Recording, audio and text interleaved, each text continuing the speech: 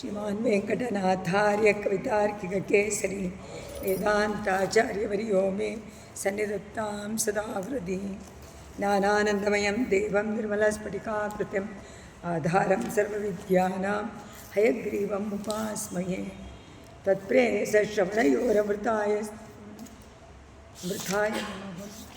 तत्प्रेयसश्रवणयोऽमृतायमानं तुल्यां त्वदीय मणिनूपुरसेवितानां गोदे त्वमेव जननी त्वदभिष्टवार्हां वाचं प्रसन्नमधुरा मम संविधेयाघा श्रीराघवं दशरथात्मजमप्रमेयं सीतापतिं रघुकुलान्वयरत्नदीपम् आजानुबाहुम् अरविन्ददलायताक्षं रामं निशाचरविनाशकरं नमामि वैदेही सहितं सुरद्रुमतले हैमे महामण्डपे मध्ये पुष्पकमासने मणिमये वीरासने सुस्थितम् अग्रे वाचयति प्रबन्धनसुते तत्त्वं मुनिभ्यं परं व्याख्यान्तं भरतादिभिः परिवृतं रामं भजे श्यामलं शिवते श्रीनिवासदेशिकाचार्याय कृतत्वसार्वज्ञशालिने अभिनवरामानुजाचार्यवर्याय सन्निधत्तां सदा हृदि श्रीमद्वेदान्तरामानुजमुनिकरुणालब्ध वेदान्तयुग्मं श्रीमच्छ्रीवासयोगीश्वर गुरुपदयोरर्पितस्वात्मभारं श्रीमच्छ्रीरङ्गनाथाह्वयमुनिकृपया प्राप्तमोक्षाश्रमन्तं श्रीमद्वेदान्तरामानुजमुनिमपरं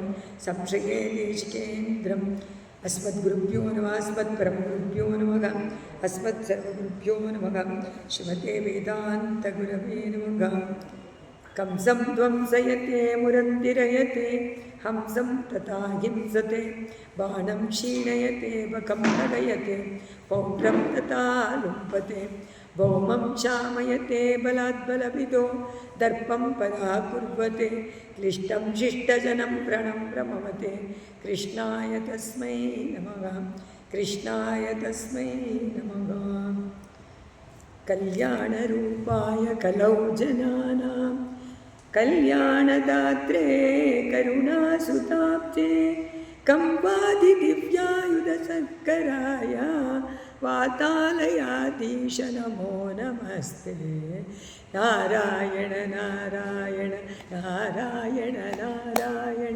नारायण नारायण नारायण नारायण नारायण नारायण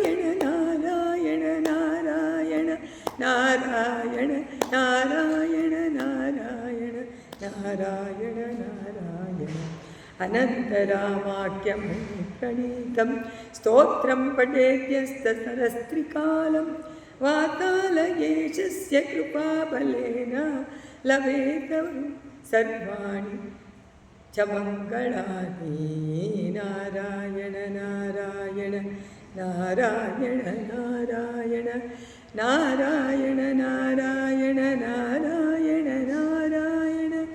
नारायण नारायण नारायण नारायण नारायण नारायण नारायण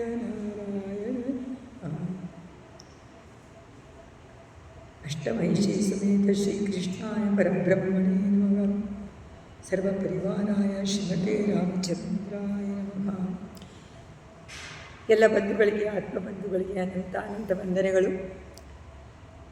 ನಾರಾಯಣೀಯಂ ಸಾರ. ನಾರಾಯಣೀಯಂ ಎನ್ನುವಂತಹ ಕಾವ್ಯವೇ ಶ್ರೀಮದ್ ಭಾಗವತದ ಸಾರ.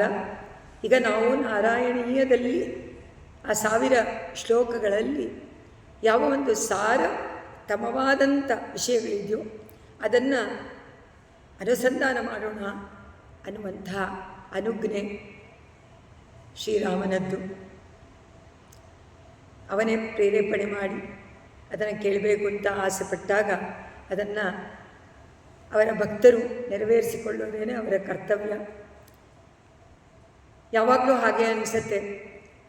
ಪರಮಾತ್ಮ ಅವನ ಸಂಕಲ್ಪ ಇದ್ದರೆ ಮಾತ್ರ ಅದು ಸಾಧ್ಯ ಅನ್ನೋದು ಒಂದೊಂದು ಕ್ಷಣಕ್ಕೂ ಗೊತ್ತಾಗುತ್ತೆ. ಅವನ ಸಂಕಲ್ಪ ಮಾಡದೇ ಇದ್ದರೆ ಏನು ಮಾಡೋಕ್ಕಾಗಲ್ಲ. ತೃಣಮಪಿ ನ ಚಲತಿ ಅಂತ ಎಲ್ಲರಿಗೂ ಗೊತ್ತಿರುವಂಥ ವಿಚಾರ. ಅದರಂತೆ ವ್ಯಾಸ ಮಹರ್ಷಿಗಳು ಬರೆದಂತಹ ಮನಸ್ಸಿನ ನೆಮ್ಮದಿಗೋಸ್ಕರ, ಶಾಂತಿಗೋಸ್ಕರ, ಸಂತೋಷಕ್ಕೋಸ್ಕರ ಬರೆದದ್ದು ಶ್ರೀಮದ್ ಭಾಗವತ ಕೃಷ್ಣನ ಪೂರ್ಣಾವತಾರಿಯಾದಂಥ ಶ್ರೀಕೃಷ್ಣ ಪರಮಾತ್ಮನ ಪೂರ್ತಿ ಅವನ ಜೀವನ ಚರಿತ್ರೆ, ಅವರ ಮಾಡಿದಂಥ ಪವಾಡಗಳು, ಅವನ ಲೀಲೆ, ಅವನ ಸರ್ವಗುಣ ಎಲ್ಲವನ್ನೂ ವರ್ಣನೆ ಮಾಡುವಂಥ ಶ್ರೀಮದ್ ಭಾಗವತ. ಭಾಗವತ ಅಂದ್ರೇ ಭಗವಂತನನ್ನು ಪ್ರೀತಿ ಮಾಡುವಂಥ ಭಾಗವತರ ವಿಷಯ. ಕೃಷ್ಣನಿಗೆ ಭಾಗವತರು ಅಂದರೆ ಅಷ್ಟು ಪ್ರೀತಿ, ಭಗವತ್ ವಾತ್ಸಲ್ಯವನ್ನು ತೋರಿಸುವಂಥದ್ದು. ಭಕ್ತರ ಅಡಿಯಾಳಾಗ್ಬಿಡ್ತಾನೆ ಭಗವಂತ. ನಾವು ಎಷ್ಟು ಪ್ರೀತಿ ಮಾಡ್ತೀವೋ ಅದಕ್ಕೆ 10 ಪಟ್ಟು ಜಾಸ್ತಿ ಹತ್ತಿರ ಬರುವಂಥವನು ಭಗವಂತ. ಈ ಒಂದು ನಾರಾಯಣೀಯದಲ್ಲಿ 100 ದಶಕಗಳು.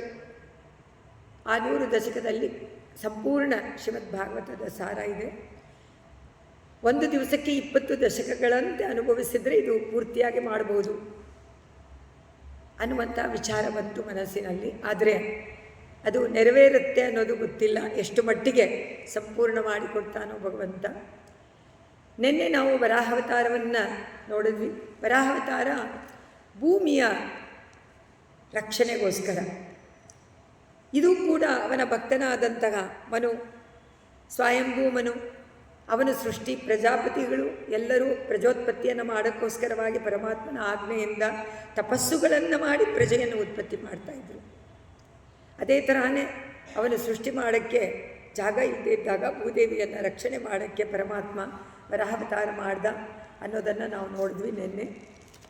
ಇವತ್ತಿನ ದಿವಸ ಪ್ರಹ್ಲಾದ ಚರಿತ್ರೆ, ಅಜಾಮಿಳ ಚರಿತ್ರೆ, ಧ್ರುವ ಚರಿತ್ರೆ ಎಲ್ಲನೂ ಇದೆ ಇವತ್ತಿನ 20 ದಶಕದಲ್ಲಿ. ಬಟ್ ಅದಕ್ಕೆ ಮುಂಚೆ ಕಪಿಲ ಉಪಾಖ್ಯಾನ, ಕಪಿಲ ಮಹರ್ಷಿಯಾಗಿ ಕಪಿಲ ಮಹಾಮುನಿ ಅಂತ ಕರೆಸ್ಕೊಳ್ಳುವಂತಹ ಕಪಿಲಾವತಾರವನ್ನು ಮಾಡಿದ ಪರಮಾತ್ಮ ಆಧ್ಯಾತ್ಮ ಜ್ಞಾನವನ್ನು ಉಪದೇಶ ಮಾಡೋಕ್ಕೋಸ್ಕರವಾಗಿ. ಅದೇ ಇವತ್ತಿನ ವಿಷಯ ಮೊದಲು ನಾವು ಅನುಸಂಧಾನ ಮಾಡಿ ಆಮೇಲೆ ಮುಂದಕ್ಕೆ ಹೋಗೋಣ. ಕರ್ದಮ ಪ್ರಜಾಪತಿ ತಪಸ್ಸು ಮಾಡ್ತಾಯಿದ್ರು, ಪ್ರಜೋತ್ಪತ್ತಿಗೋಸ್ಕರವನ್ನೇ ತಪಸ್ಸು. ಅಷ್ಟು ತಪಸ್ಸು ಮಾಡಿದರೆ ಕಡೆಯಲ್ಲಿ ಪರಮಾತ್ಮ ಬಹಳ ಪರಮಾನಂದದಿಂದ ಅವನ ಮುಂದೆ ಬಂದು ಗರುಡನಲ್ಲಿ ಬಂದು ದರ್ಶನವನ್ನು ಕೊಟ್ಟ. ತಕ್ಷಣ ಅವನಿಗೆ ವರವನ್ನೂ ಕೊಡ್ತಾರೆ.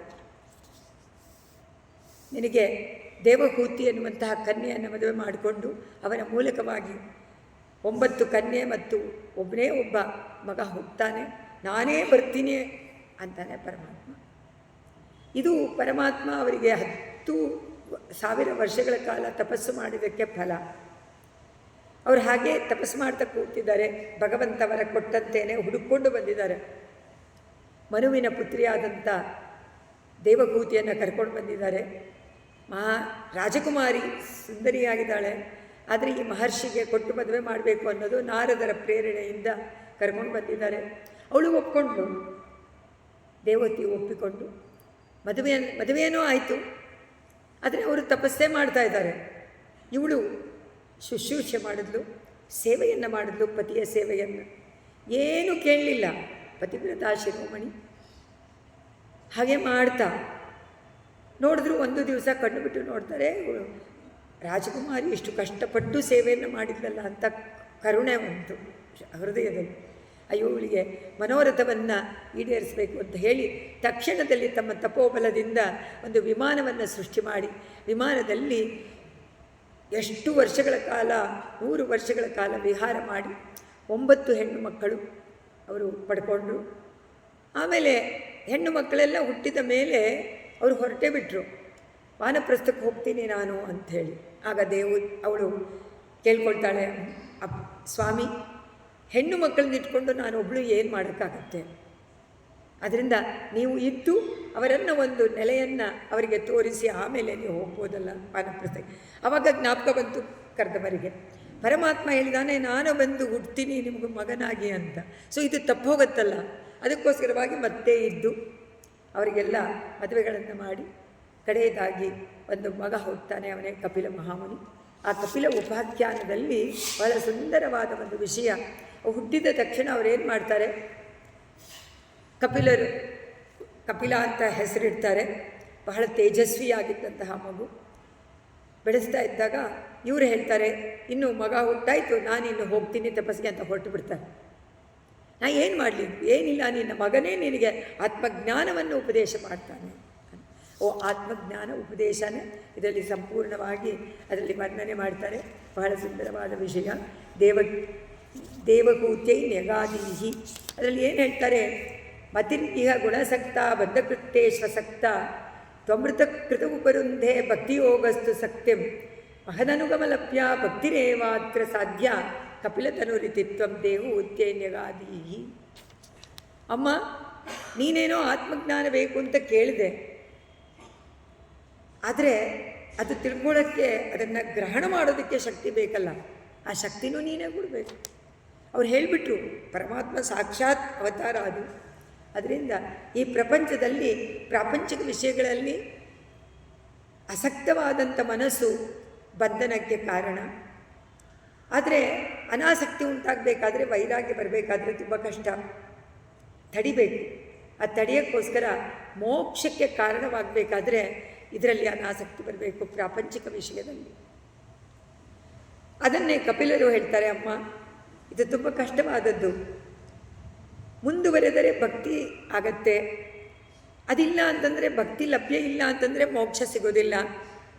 ಅದರಿಂದ ನಿರಂತರವಾಗಿ ನನ್ನನ್ನು ಧ್ಯಾನ ಮಾಡಬೇಕು. ಕಪಿಲರು ಹೇಳ್ತಾರೆ, ನಾನೇ ಹೇಗೆ ಕೃಷ್ಣ ಪರಮಾತ್ಮ ನನ್ನನ್ನೇ ನೀನು ಸ್ತುತಿ ಮಾಡು, ನನ್ನಲ್ಲೇ ನೀನು ಶರಣಾಗು ಅಂತೆಲ್ಲ ಮಮ ಮಮ ಅಂತ ಹೇಳ್ಕೊಳ್ಳೋ ಹಾಗೆ ಇದರಲ್ಲೂ ಕೂಡ ನಾರಾಯಣ ಭಟ್ಟತಿರಿ ಇವಾಗ ಇದು 15ನೇ ದಿವಸ. 15 ದಿವಸ ಬಂದು ಆ ಜಗಲಿಯಲ್ಲೇ ಕೂತು ಭಗವಂತನನ್ನು ಆಜ್ಞೆ ಪಡೆದು ಆರಂಭ ಮಾಡಲಾ ಅಂತಾರೆ. ಮಾಡಪ್ಪ, ಅದು ನೀನೇ ಅವತಾರ ಮಾಡಿದ್ದಿಲ್ಲ ಕಪಿಲರಾಗಿ, ಅದನ್ನೇ ಹೇಳ್ತೀನಿ, ಅದರ ವಿಚಾರವನ್ನೇ ಹೇಳ್ತೀನಿ. ನೀನೇ ತಾನೆ ಅವತ್ತು ಹುಟ್ಟಿ ನಿನ್ನ ಅಮ್ಮನಿಗೆ ಸಂಪೂರ್ಣವಾಗಿ ಆತ್ಮಜ್ಞಾನವನ್ನು ಉಪದೇಶ ಮಾಡಿದ್ಯಲ್ಲ. ಕಪಿಲ ತನುರಿತಿತ್ವಂ ದೇವಕೂತ್ಯೈ ಯಗಾದೀಹಿ. ದೇವಕೂತಿ ಅನ್ನುವಂಥ ನಿನ್ನ ತಾಯಿಗೆ ನೀನು ಆತ್ಮಜ್ಞಾನವನ್ನು ಈ ರೀತಿಯಾಗಿ ಕೊಟ್ಟಿಯಲ್ಲ ಅಂತ ಹೇಳಿ ಇದರಲ್ಲಿ ಪೂರ್ತಿ ಪ್ರಾಪಂಚಿಕವಾದಂತಹ ಹೇಗೆ ಸೃಷ್ಟಿಯಾಗಿ 25 ತತ್ವಗಳು ಇದೆ ಅನ್ನೋದನ್ನು ಪ್ರಕೃತಿ ಮಹದ ಅಹಂಕಾರಾಚ ಮಾತ್ರಾಚ ಭೂತಾನಿ ಅಭಿವೃದ್ಧಿ ಅಂದರೆ ಇದನ್ನೆಲ್ಲ ವರ್ಣನೆ ಮಾಡ್ತಾರೆ. ಇದೆಲ್ಲ ತಿಳ್ಕೊಳ್ಬೇಕಾದಂಥ ವಿಷಯ. ಅವ್ರು ಹೇಳ್ತಾರೆ ಇದರಲ್ಲಿ, ಇದನ್ನು ಯಾರು ಈ ವಿಭಾಗವನ್ನು ತಿಳ್ಕೊಳ್ತಾರೋ ಅವರು ಇತಿ ವಿದಿತ ವಿಭಾಗೋ ಮುಚ್ಚತೆ ಸೌ ಪ್ರಕೃತ್ಯ. ಪ್ರಕೃತಿಯಿಂದ ಅವರಿಗೆ ಮುಕ್ತಿ. ಯಾವುದು ಇದು ತತ್ವ 24? ಮೊದಲನೇದು ಮಹತ್, ಎರಡನೇದು ಅಹಂಕಾರ, ಮೂರನೇದು ಪ್ರಕೃತಿ ಮಹತ್ ಅಹಂಕಾರ, ಅಹಂಕಾರದಿಂದಲೇ ಮುಗ್ಗುಣದಿಂದ ಎಲ್ಲ ತತ್ವಗಳು. ಅದು ಯಾವುದು? ಪಂಚಭೂತಗಳು 5. ಅದಾದಮೇಲೆ ಕರ್ಮೇಂದ್ರಿಯ, ಜ್ಞಾನೇಂದ್ರಿಯ 5, 10 ಅದರ ತನ್ಮಾತ್ರೆಗಳು, ಪಂಚಭೂತ ತನ್ಮಾತ್ರೆಗಳ 5 ಅಂತ ಹೇಳಿ 20, 23 ಆಯಿತು. 24ನೇ ತತ್ವ ಪುರುಷ ಎನ್ನುವಂಥ ಜೀವಾತ್ಮ, 25ನೇ ತತ್ವ ಪರಮಾತ್ಮ ಎನ್ನುವಂತಹ ತತ್ವ. ಇದನ್ನು ತಿಳ್ಕೊಂಡ್ರೆ ಸಾಕು ಅಂತಾರೆ. ಈ ವಿಭಾಗವನ್ನು ತಿಳ್ಕೊಂಡ್ರೆ ಮುಚ್ಚತೆ, ಸಂಸಾರದಿಂದ ಮುಕ್ತಿ. ಅಂದರೆ ಎಷ್ಟು ಸುಲಭ. 24 ತತ್ವ ಪರಮಾತ್ಮನಿಂದೇ ಸೃಷ್ಟಿಯಾದದ್ದು, ಅವನ ಶರೀರದಿಂದಲೇ ಬಂದದ್ದು, ಅವನೇ ಮೂಲ ಪ್ರಕೃತಿ, ಅವನಿಂದಲೇ ಬಂದದ್ದು. ಅದನ್ನು ನಾವು ವಿಭಾಗವನ್ನು ತಿಳ್ಕೊಂಡ್ರೆ ಇತಿ ವಿದಿತ ವಿಭಾಗೋ ಮುಚ್ಚತೆ ಸೌ ಪ್ರಕೃತ್ಯ ಅಂತ ಹೇಳಿ ಪ್ರಕೃತಿಯ ಗುಣಗಳನ್ನು ಆಮೇಲೆ ತನ್ನ ತಾಯಿಗೆ ಉಪದೇಶ ಮಾಡ್ತಾರೆ. ಇದು ನಮ್ಮ ಜೀವಾತ್ಮನಿಗೆ ಈ ಪ್ರಕೃತಿಯ ಸಂಬಂಧದಿಂದ ಅವನ ಗುಣಗಳು, ಆತ್ಮಗುಣಗಳೆಲ್ಲ ಮರ್ತೋಗುತ್ತೆ. ಅವನ ಸ್ವಭಾವ, ಅವನ ಸ್ವರೂಪ ಎಲ್ಲವೂ ಒಂದು ಪರದೆ ಹಾಕಿದಂತೆ ಎಲ್ಲನೂ ಮರ್ತೋಗುತ್ತೆ. ಸೊ ಪ್ರಕೃತಿ ಸಂಬಂಧದಿಂದ ಏನಾಗುತ್ತೆ? ಮುಗ್ಗುಣ. ಆ ಮುಗ್ಗುಣಗಳ ಪ್ರಭಾವದಿಂದ ಇವನಿಗೆ ತಾಮಸ, ರಾಜಸ ಮತ್ತು ಸಾತ್ವಿಕವಾದಂತಹ ಚೇಷ್ಟೆಗಳು ಉಂಟಾಗುತ್ತೆ. ಅದನ್ನೇ ಇವರು ಹೇಳ್ತಾರೆ, ನಾಜ್ಯತೆ ಪುರುಷೋಯಂ ಯದಿತು ಸಜತಿ ತಸ್ಯಾಂ ತದ್ಗುಣಾಘಾತಂ ಭಜೇರನ್. ಆ ಗುಣಗಳೆಲ್ಲ ಏನು ಮಾಡುತ್ತೆ? ಅದರ ಪ್ರಭಾವವನ್ನು ಯಾರೂ ಕಡಿಮೆ ಮಾಡೋಕ್ಕಾಗಲ್ಲ. ಅದು ತಾನಾಗೆ ತನ್ನ ಸ್ವಭಾವವನ್ನು ತೋರಿಸುತ್ತೆ. ನಾವೇ ನೋಡ್ತೀವಲ್ಲ, ತಾಮಸ ಆಹಾರ ತಿಂದ ತಕ್ಷಣ ನಮಗೆ ನಿದ್ದೆ ಬರುತ್ತೆ. ಸಾತ್ವಿಕವಾದ ಪ್ರಸಾದಗಳನ್ನು ಸ್ವೀಕಾರ ಮಾಡಿದಾಗ ನಾವು ಶುರುಪಾಗಿ ಅಂದರೆ ತುಂಬ ಇದರಿಂದ ಕೆಲಸವನ್ನು ಮಾಡ್ತೀವಿ, ಉತ್ಸಾಹದಿಂದ. ಇಲ್ಲ ಅಂದರೆ ರಾಜಸ ಜಾಸ್ತಿ ಆದಾಗ ಸುಮ್ಮನೆ ಏನೇನೋ ಮಾಡ್ತಾನೇ ಇರುವಂಥದ್ದು, ಸುಮ್ಮನೆ ಇರೋಕ್ಕೆ ಸಾಧ್ಯನೇ ಇಲ್ಲ. ಈ ತರಹ ನಮ್ಮಲ್ಲೇ ಈ ಗುಣಗಳಿವೆ, ಬೇಕೇ ಬೇಕು. ಈಗ ತಾಮಸ ಇಲ್ಲದಿದ್ದರೆ ಮನುಷ್ಯನಿಗೆ ನೆಕ್ಸ್ಟ್ ಡೇ ಮಲ್ಕೊಳ್ದೇ ಇದ್ದರೆ ಅವನು ಹೇಗೆ ಕೆಲಸ ಮಾಡೋದೇನು ಹೇಳೋಕ್ಕೆ ಆಗೋದಿಲ್ಲ. ಏನೂ ಮಾಡೋಕ್ಕಾಗೋದಿಲ್ಲ ಕೆಲಸ. ಅದಕ್ಕೋಸ್ಕರ ತಾಮಸ ಗುಣ ಬೇಕೇ ಬೇಕು, ಕೊಟ್ಟಿದ್ದಾನೆ ಪರಮಾತ್ಮನ ಸೃಷ್ಟಿಯಲ್ಲೇ ಇರುವಂತೆ. ಅದರಿಂದ ಹಸಿವು, ಬಾಯಾರಿಕೆ, ದುಃಖ, ವೃದ್ಧಾಪ್ಯ, ಸಾವು ಮುಂತಾದ ಎಲ್ಲ ಪರಿಣಾಮಗಳು ಇವನಿಗೆ ಅಂಟಿಕೊಂಡಿರೋದೇ ಇಲ್ಲ. ಆತ್ಮನಿಗಿಲ್ವೇ ಇಲ್ಲ, ಜೀವಾತ್ಮನಿಗೆ, ಪುರುಷ ಅವನಿಗಿಲ್ವೇ ಇಲ್ಲ. ಆದರೆ ಪ್ರಕೃತಿ ಸಂಬಂಧದಿಂದ ಇದನ್ನೆಲ್ಲ ಅನುಭವಿಸ್ಬೇಕಾಗಿ ಬರುತ್ತೆ. ಅದಕ್ಕೆ ಕರ್ಮವನ್ನು ಮಾಡಿ ಕರ್ಮದ ಫಲವನ್ನು ಅನುಭವಿಸೋಕ್ಕೇನೆ ಈ ಶರೀರ ಅಂತ ಹೇಳಿ ಕಪಿಲರು ತನ್ನ ತಾಯಿಗೆ ಇದನ್ನೆಲ್ಲ ವರ್ಣನೆ ಮಾಡಿ ಆಮೇಲೆ ಕಡೆಯಲ್ಲಿ ಹೇಳ್ತಾರೆ, ನೋಡಮ್ಮ, ಒಂದೇ ಒಂದು ನನ್ನನ್ನು ನೀನು ಇತಿ ಸುವಿದಿತ ವೇದ್ಯಾಂ ದೇವಹೇ ದೇವಭೂತಿಂ ಕೃತನುತಿಂ ಅನುಗೃಹ್ಯ ತಂಬತೋ ಯೋಗಿ ಸಂಗೈ. ಒಂದೇ ಒಂದು ಹೇಳ್ತೀನಿ, ಪರಮಾತ್ಮನಲ್ಲಿ ಭಕ್ತಿ ಬೇಕು. ನಿಪತಿತ ಕಾಲೇ ದಕ್ಷಿಣಾದ್ಯೋಪಗಾಮಿ. ಅಕಸ್ಮಾತು ಧಾರ್ಮಿಕ ಕಾರ್ಯಗಳಲ್ಲಿ ಮಾಡುವ ಗೃಹಸ್ಥ, ಅದನ್ನು ಒಂದು ಮುಖ್ಯವಾಗಿ ಹೇಳ್ತಾನೆ. ಆ ಗೃಹಸ್ಥ ಏನು ಮಾಡ್ತಾನೆ? ಎಲ್ಲವನ್ನು ಧಾರ್ಮಿಕವಾಗಿ ಮಾಡ್ತಾನೆ, ವೇದ ವಿಹಿತವಾದಂಥ ಕರ್ಮಗಳನ್ನು ಮಾಡ್ತಾ ಇದ್ದಾನೆ. ಪಿತೃಗಳ ಕಾರ್ಯ, ದೇವ ಕಾರ್ಯ, ನಿತ್ಯ ನೈಮಿತ್ತಿಕ ಕಾರ್ಯಗಳು, ಕರ್ಮಗಳು ಎಲ್ಲವನ್ನೂ ಮಾಡ್ತಾ ಇದ್ದಾನೆ. ಆದರೆ ಅವನು ಮುಕ್ತಿ ಪಡ್ಕೊಳ್ತಾನಂದರೆ ಇಲ್ಲ ಅಂದ್ಬಿಟ್ರು. ಅಮ್ಮ, ಅಂಥವ್ರು ಮುಕ್ತಿ ಬರೋದಿಲ್ಲ. ಅವನೆಲ್ಲ ಹೋಗ್ತಾನೆ? ಅವನು ದಕ್ಷಿಣಾದ್ಯೋಪಗಾಮಿ. ದಕ್ಷಿಣದ ಮಾರ್ಗದಲ್ಲಿ ಹೋಗಿ ಕಾಲೇ ನಿಪತತಿ, ಕಾಲಾಶ್ರಯದಲ್ಲಿ ಮತ್ತೆ ಕೆಳಗೆ ಬರ್ತಾನೆ, ಮತ್ತೆ ಭೂಮಿಗೆ ಬರ್ತಾನೆ. ಯಾತಕ್ಕೆ? ಆ ಕರ್ಮವನ್ನು ಮಾಡಬೇಕಾದ್ರೆ ಜ್ಞಾನದಿಂದ ಮಾಡಲಿಲ್ಲ, ಪರಮಾತ್ಮನಿಗೆ ಸಂಬಂಧಪಟ್ಟದ್ದು ಅವನಿಗೆಗೋಸ್ಕರ ಅಂತ ಸಮರ್ಪಣಾ ಭಕ್ತಿ ಪೂರ್ವಕವಾಗಿ ಕರ್ಮವನ್ನು ಮಾಡದೇ ಇದ್ದರೆ, ತ್ಯಾಗ ಮಾಡದೇ ಇದ್ದರೆ ಖಂಡಿತವಾಗಿ ಮೋಕ್ಷ ಮಾರ್ಗ ಇಲ್ಲ. ಕಪಿಲರು ಉಪದೇಶ ಮಾಡ್ತಾರೆ, ನಿಷ್ಕಾಮರಾಗಿ ತಮ್ಮ ಕರ್ಮ ಫಲಗಳನ್ನೆಲ್ಲ ಯಾರು ಪರಮಾತ್ಮನಲ್ಲಿ ಸಮರ್ಪಣೆ ಮಾಡ್ತಾರೋ ಅಂಥವರು ಖಂಡಿತವಾಗಿ ಅವರ ಉತ್ತರದ ದಾರಿಯಲ್ಲಿ ಮುಂದುವರೆದು ಕಡೆಗೆ ಮುಕ್ತಿಯನ್ನು ಪಡ್ಕೊಳ್ತಾರೆ. ಸೊ ಮಾಡಬೇಕು ಕರ್ಮವನ್ನು. ಕರ್ಮ ಮಸ್ಟ್ ಆ್ಯಂಡ್ ಶುಡ್ ಅಂತ ಕೃಷ್ಣನೇ ಹೇಳ್ತಾನೆ. ನಿಮ್ಮ ನಿಮ್ಮ ವರ್ಣಾಶ್ರಮಕ್ಕೆ ತಕ್ಕಂತೆ ಕರ್ಮಗಳನ್ನು ಮಾಡದೇ ಇದ್ದರೆ ಕರ್ಮಭ್ರಷ್ಟರಾಗಿ ಅಧರ್ಮವ ಉಂಟಾಗತ್ತೆ, ಪಾಪ ಉಂಟಾಗತ್ತೆ. ಅದರಿಂದ ಇಲ್ಲಿಂದ ಮುಕ್ತಿ ಪಡ್ಕೊಳ್ಳೋಕ್ಕೆ ಕಷ್ಟವಾಗತ್ತೆ, ಸಂಸಾರದಿಂದ ಬಿಡುಗಡೆ ಸಿಗೋದಿಲ್ಲ ಅಂತ ಹೇಳಿದ ಹಾಗೆ ಕೃಷ್ಣ ಕಪಿಲರು ದೇವಹೂತಿಗೆ ಹೇಳಿ ಇತಿ ಸುವಿದಿತ ವೇದ್ಯಾಂ. ಸೊ ಕರ್ಮ ಮಾರ್ಗ, ಜ್ಞಾನ ಮಾರ್ಗ ಎಲ್ಲವನ್ನು ಉಪದೇಶ ಮಾಡಿ ಭಕ್ತಿರೇವ, ಭಕ್ತಿ ಪ್ರಪತ್ತಿ ಎರಡನ್ನು ಮಾಡಿದ್ರೇ ಪರಮಾತ್ಮನನ್ನು ನಾವು ಸೇರಬಹುದು ಅನ್ನುವಂಥ ಸುಂದರವಾದ ಶರಣಾಗತಿಯ ಮಾರ್ಗವನ್ನು ಉಪದೇಶ ಮಾಡಿ ಅವರು ತನ್ನ ಇದನ್ನು ಬಿಟ್ಟು ಹೊರಟೋಗ್ಬಿಡ್ತಾರೆ. ಭಕ್ತಿ ಯೋಗೇನ ಮುಕ್ತ ತ್ವಮಪಿ ಜನಹಿತಾರ್ಥಂ ವರ್ತಸೆ ಪ್ರಾಬುದೀಚ್ಯ. ಅಮ್ಮ, ಇದೆಲ್ಲ ನಾನು ಏನೇನು ನೀನು ತಿಳ್ಕೋಬೇಕು ಅಂತಿದೆಯೋ ಅದನ್ನೆಲ್ಲ ನೀನು ಚೆನ್ನಾಗಿ ವಿವರಣೆ ಮಾಡಿಬಿಟ್ಟಿದ್ದೀನಿ. ಈಗ ನೀನು ಸ್ತೋತ್ರಗಳನ್ನು, ಸ್ತೋತ್ರ, ಸ್ತವ, ಸ್ತುತಿ ಎಲ್ಲವನ್ನು ನಿನಗೆ ಹೇಳ್ಕೊಡ್ತೀನಿ. ಆ ಭಗವಂತನಾದ ನನ್ನನ್ನು ನೀನು ಸ್ತುತಿ ಮಾಡು. ನೋಡಿ, ಪರಮಾತ್ಮನೇ ಸ್ತೋತ್ರವನ್ನು ಹೇಳಿಕೊಟ್ಟು ನೀನು ಸ್ತುತಿ ಮಾಡಿ ಯೋಗಿಗಳ ಸಮೂಹದ ಜೊತೆಯಲ್ಲಿ ಅಲ್ಲಿಂದ ಅವನು ಹೊರಟೋಗ್ಬಿಡ್ತಾರೆ, ಕಪಿಲರು ಹೊರಟೋಗ್ಬಿಡ್ತಾರೆ. ಪರಿಶುದ್ಧ ಮನದಿಂದ ದೇವಹೂತಿ ಕೂಡ ಪರಮಾತ್ಮನನ್ನು ಭಕ್ತಿಯೋಗದಿಂದ ಮುಕ್ತಿಯನ್ನು ಪಡ್ಕೊಳ್ತಾಳೆ ಅಂತ ಮುಕ್ತಿ ಈ ಕಪಿಲೋಪಾಖ್ಯಾನವನ್ನು ಮುಗಿಸ್ತಾರೆ. ಇದಾದಮೇಲೆ ಮುಂದಕ್ಕೆ 16ನೇ ದಶಕದಲ್ಲಿ ನರನಾರಾಯಣ ಅವತಾರವನ್ನು ಹೇಳ್ತಾರೆ. ಇದರಲ್ಲಿ ದಕ್ಷೋ ವಿರಿಂಚಿತನೆಯಾಥ ಮನೋಹ ತನೂಜ ಲಬ್ಧ್ವಾ ಪ್ರಸೂತಿ ಮಿಹ ಷೋಡಶ, ಇದೆಲ್ಲ ನಾರಾಯಣ ಭಟ್ಟದಿರಿಯ ಶ್ಲೋಕಗಳು. ಬಹಳ ಸುಂದರವಾದ ಸಂಸ್ಕೃತದ ಶ್ಲೋಕ, ಒಳ್ಳೆಯ ಮೇಧಾವಿತ್, ಒಂದು ಸ್ಟ್ಯಾಂಡರ್ಡ್ ಅಂತಾರೆ, ಹೈ ಸ್ಟ್ಯಾಂಡರ್ಡ್. ಅದರಲ್ಲಿ ರಚನೆ ಮಾಡಿದ್ದಾರೆ, ಸಂಕ್ಷಿಪ್ತವಾಗಿ ಮಾಡಿದ್ರೂ ಲಬ್ಧ್ವಾ ಪ್ರಸೂತಿ ಮಿಹ ಷೋಡಶ ಚಾಪಕನ್ಯಾಗ ಧರ್ಮೇ ತ್ರಯೋದಶ ದದೌ ಪಿತೃಷಸ್ವಧಾಂಚ ಸ್ವಾಗಾಮವಿರ್ಭುಜಸತೀಂ ಗಿರೀಶೇತ್. ಇದರಲ್ಲಿ ದಕ್ಷ ಪ್ರಜಾಪತಿಯ ಯಾಗದ ವರ್ಣನೆಯನ್ನು ಮಾಡ್ತಾರೆ.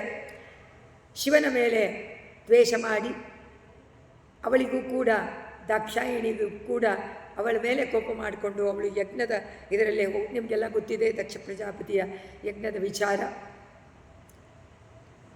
ಅದಾದ ಮೇಲೆ ಮತ್ತೆ ಸತೀದೇವಿಯಾಗಿ ಹುಟ್ಟಿ ಪಾರ್ವತಿಯಾಗಿ ಅವಳು ಶಿವನನ್ನು ಪಡ್ಕೊಳ್ತಾಳೆ, ತಪಸ್ಸನ್ನು ಮಾಡಿ. ಇದೆಲ್ಲ ಮುಂದಕ್ಕೆ ಬರುತ್ತೆ. ದಕ್ಷ ಪ್ರಜಾಪತಿಯ ಯಜ್ಞದ ವಿವರಣೆಯನ್ನು ಮಾಡ್ತಾರೆ.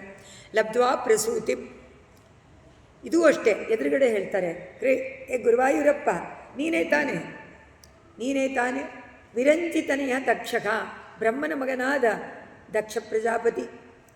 ಅವನು ತನೂಜಾಂ ಪ್ರಸೂತಿಂ ಮನೋಹೋ, ಸ್ವಯಂಭೂ ಮನುವಿನ ಮಗಳಾದ ಪ್ರಸೂತಿಯನ್ನು ಮದುವೆ ಮಾಡಿಕೊಂಡು ಅವರಲ್ಲಿ ಷೋಡಶ ಕನ್ಯಾಬ್ಜ 16 ಹೆಣ್ಣು ಮಕ್ಕಳನ್ನು ಪಡ್ಕೊಳ್ತಾರೆ.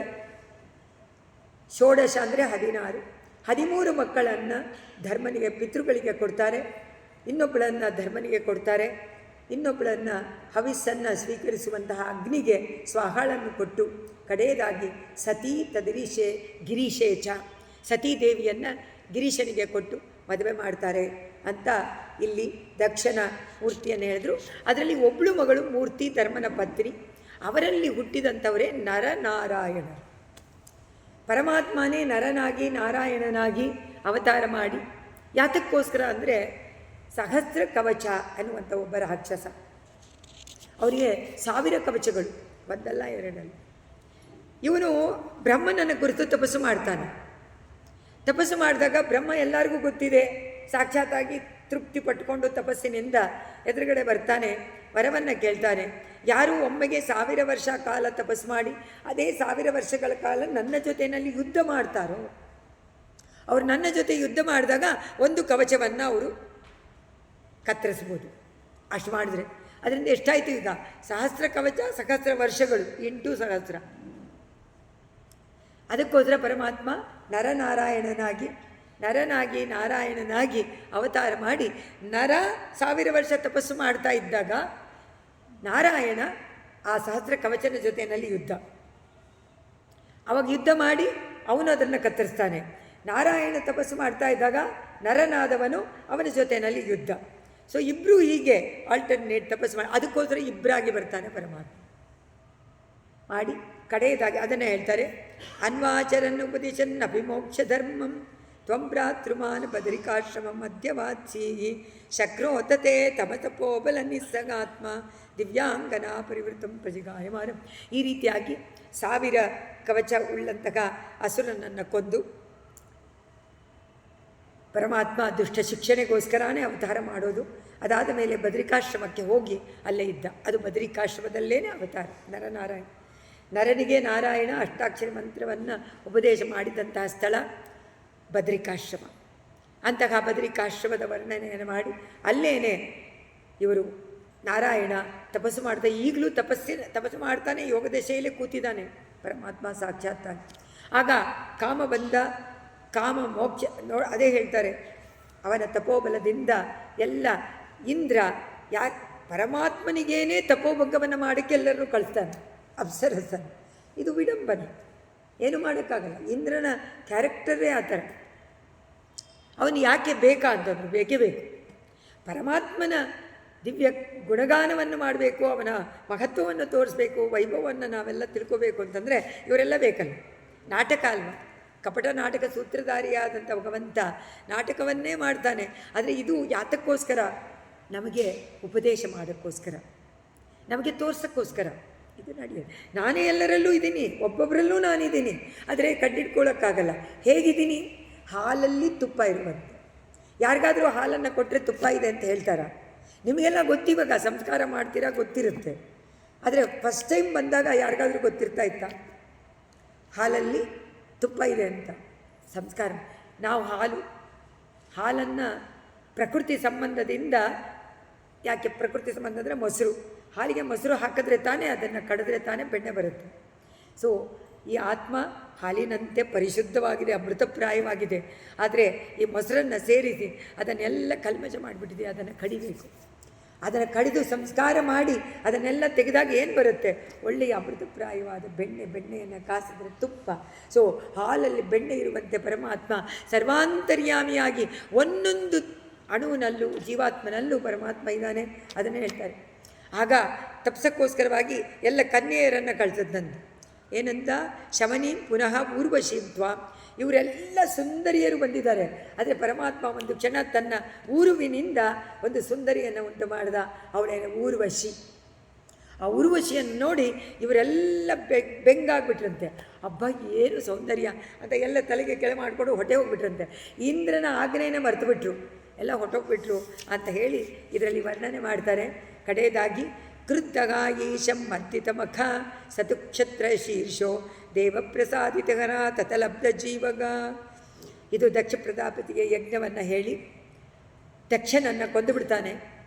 ಶಿವ ಭೈರವೇಶ್ವರನಾಗಿ ಯಾವಾಗ ತನ್ನ ಹೆಂಡತಿ ಅಗ್ನಿ ಹೋಮದ ಕುಂಡದಲ್ಲೇ ಬಿದ್ದು ತನ್ನ ಪ್ರಾಣವನ್ನು ನೀಗಿಸ್ಬಿಟ್ಲು ಅಂದಾಗ ಕೋಪ ಬಂದುಬಿಡುತ್ತೆ ದಕ್ಷನ ಮೇಲೆ. ಅದು ಗೊತ್ತಿದೆ ಕತೆ. ಅದಾದ ಮೇಲೆ ತಲೆಯನ್ನು ಕತ್ತರಿಸಿ ಅವನಿಗೆ ಬೇರೆ ಒಂದು ತಲೆಯನ್ನು ಕೊಟ್ಟು ಜೀವವನ್ನು ಕೊಟ್ಟು ಅವನನ್ನು ಉಳಿಸಿ ತತ್ಪೂರಿತ ಕ್ರತುವರಗ ಅವನು ಮಾಡ್ತಾ ಇದ್ದಂಥ ದಕ್ಷ ಯಜ್ಞವನ್ನು ಸಂಪೂರ್ಣವಾಗಿ ಮಾಡುವಂತೆ ಮಾಡಿ ಪುನಃ ಶಾಂತಿ ಹೊಟ್ಟೋಗ್ಬಿಟ್ಟಿತ್ತು. ದಕ್ಷ ಪ್ರಜಾಪತಿಗೆ ತುಂಬ ಅಶಾಂತಿಯಿಂದ ಕೂಡಿದಂತಹ ಅವನಿಗೆ ಮತ್ತೆ ಅವನಿಗೆ ಶಾಂತಿ ಬರುವಂತೆ ಮಾಡಿದ ಸಾಕ್ಷಾತ್ ನಾರಾಯಣ. ಇದಾದ ಮೇಲೆ 17ನೇ ದಿವಸ ಪಟ್ಟದರಿ ಬಂದು ಕೂರ್ತಾರೆ. ಪರಮ ಭಾಗವತನಾದ ಧ್ರುವ ಚರಿತ್ರೆಯನ್ನು ಕೇಳಬೇಕು ಅಂತ ಗುರುವಾಯೂರಪ್ಪನಿಗೆ ಆಸೆ. ಧ್ರುವ ಚರಿತ್ರೆ ಗೊತ್ತಿದೆ, ಬಟ್ ಇವರ ಭಾಷೆನಲ್ಲಿ ನಾವು 1-2 ಶ್ಲೋಕಗಳನ್ನು ಪಠಣ ಮಾಡೋಣ. ಬಹಳ ಸುಂದರವಾಗಿ ಬರೀತಾರೆ. ಉತ್ಥಾನಪಾದ ನೃಪತೆಗೆ ಮನುನಂದನಸ್ಯ ಜಾಯಾ ಬಭೂವ ಸುರುಚಿಗೆ ನಿತರಾಮಭೀಷ್ಟ ಅನ್ಯಾ ಸುನೀತಿರಿತಿ ಭರ್ತುವನಾದೃತಾಸ ತ್ವಾಮೇವ ನಿತ್ಯಮಗತಿ ಶರಣಂ ಗತಾಭೂತ್. ಉತ್ಥಾನಪಾದ ನೃಪತೆಗೆ ಮನುನಂದನಸ್ಯ ಸ್ವಯಂಭೂಮವನಿಗೆ ಇಬ್ಬರು ಪ್ರಿಯವ್ರತ ಮತ್ತು ಉತ್ಥಾನಪಾದ. ಪ್ರಿಯವ್ರತನ ಕತೆ ಬರುತ್ತೆ, ಹಿಂದೆನೂ ಬಂದಿದೆ. ಇವಾಗ ಮುಂದಕ್ಕೆ ಇವನ ಕಥೆಯನ್ನು ಹೇಳಿ ಮತ್ತೆ ಪ್ರಿಯವ್ರತರ ಕತೆ ಬರುತ್ತೆ. ಇವರಿಬ್ಬರೇ ಮುಖ್ಯ. ಅವರಿಬ್ಬರಲ್ಲಿ ಉತ್ಥಾನಪಾದನ ಮಗ ಧ್ರುವ. ಆದರೆ ಉತ್ಥಾನಪಾದ ರಾಜನಿಗೆ ಇಬ್ಬರು ಸುನೀತಿ ಸುರುಚಿ, ಇದೆಲ್ಲ ಗೊತ್ತಿದೆ ನಿಮಗೆ. ಇದು ಶಾರ್ಟಾಗಿ ಹೇಳಿಬಿಡೋಣ. ತುಂಬ ಪ್ರಿಯಳಾಗಿದ್ಲು ಸುರುಚಿ. ಸುನೀತಿ ಇನ್ನೊಬ್ಬಳು, ಬಟ್ ಅವಳನ್ನು ನೆಗ್ಲೆಕ್ಟ್ ಮಾಡಿದ್ದ, ಅನಾದರ ಮಾಡಿಬಿಟ್ಟಿದ್ದ ರಾಜ. ಅವಳಿಗೆ ಬೇರೆ ಏನೂ ಗೊತ್ತಿರಲಿಲ್ಲ. ರಾಜ ಯಾವಾಗ ರಾಜನಿಗೆ ಬೇಡವಾದ್ನೋ, ನಾನು ಪರಮಾತ್ಮ ನನಗೆ ಅವನೇ ಪತಿ ಅಂತ ಹೇಳಿ ನಿನ್ನಲ್ಲಿ, ಹೇ ಗುರುವಾಯೂರಪ್ಪ ನಿನ್ನಲ್ಲಿ ಅವಳು ಶರಣಾಗತಿ ಮಾಡಿಬಿಟ್ಲಪ್ಪ. ಅವಳ ಮನಸ್ಸು ಯಾವಾಗಲೂ ನಿನ್ನಲ್ಲೇ ಇತ್ತು. ಅಂದರೆ ತ್ವಾಮೇವ ನಿತ್ಯಂ ಭಗತಿ ಶರಣಂ ಗತಾಸ, ನಿತ್ಯವಾಗಿ ನಿನ್ನಲ್ಲೇ ಶರಣಾಗತಿಯನ್ನು ಮಾಡಿ ತನ್ನನ್ನು ಒಪ್ಪಿಸ್ಕೊಳ್ತಾ ಇದ್ಲು. ಅಂತಹ ಅವಳು ಜ್ಞಾನಿ, ಮಹಾಜ್ಞಾನಿ. ಅದರಿಂದ ತನ್ನ ಮಗನಿಗೆ 5 ವರ್ಷದ ಮಗನಿಗೆ ಉಪದೇಶ ಮಾಡೋಕ್ಕಾಯ್ತು, ಇಲ್ಲದೇ ಇದ್ರೆ ಆಗ್ತಾ ಇರಲಿಲ್ಲ. ಅಂಕೇಪಿತು ಸುರಚಿ ಒಂದು ದಿವಸ ಉತ್ತಮ ಅವಳ ಮಗ, ಇಬ್ಬರು ಉತ್ತಮ ಕುಮಾರನನ್ನು ತನ್ನ ತಂದೆಯ ತೊಡೆ ಮೇಲೆ ನೋಡಿದಂತಹ ಧ್ರುವನಿಗೆ ಆಸೆ ಆಯಿತು. ಧ್ರುವಕ್ಕಿಲ ಸುನೀತಿ ಸುತರ ಧೀರ ರೋಕ್ಷನ್. ತಕ್ಷಣ ಅಲ್ಲಿ ಹೋಗಿ ಕೂತ್ಕೊಳ್ಳೋಕ್ಕೆ ಹೋದ ತಂದೆಯ ತೊಡೆಯ ಮೇಲೆ. ನೋಡ್ದ, ತಂದೆ ಮಾತೇ ಆಡಲಿಲ್ಲ. ಅವಳು ಬಂದು ಸುರುಚಿ ಎಳೆದ್ಲು, ಆ ತೊಡೆ ಮೇಲಿಂದ ಎಳೆದು ಧ್ರುವನನ್ನು ಆ ಕಡೆ ತಳ್ತಾ. ಅದನ್ನು ಬರೀತಾರೆ. ದೃಷ್ಟ್ವಾ ಧ್ರುವ ಕಿಲ ಸುನೀತಿ ಸುತತ್ ಅಧಿರೋಕ್ಷನ್ ಅಚಿಕ್ಷಿಯೇ ಕಿಲ ಶಿಶು. ಅಚಿಕ್ಷಿಯೇ ಜೋರಾಗಿ ಎಳ್ಕೊಡ್ತಾಳೆ. ಮಗು ಅಂತಾನೂ ನೋಡಲಿಲ್ಲ, ಚಿಕ್ಕ ಹುಡುಗ ಅಂತ ಎಳೆದು ಆ ಮಗುವನ್ನು ತಳ್ತಾಳೆ. ಸುತರಾಂ ಸುರುಜ್ಯ ದುಸ್ಸಂತ್ಯಜ ಖಲು ಭವತ್ ವಿಮುಖೈ ಅಸೂಯ. ಅವಳಿಗೆ ಅಸೂಯ ಉಂಟಾಯ್ತು.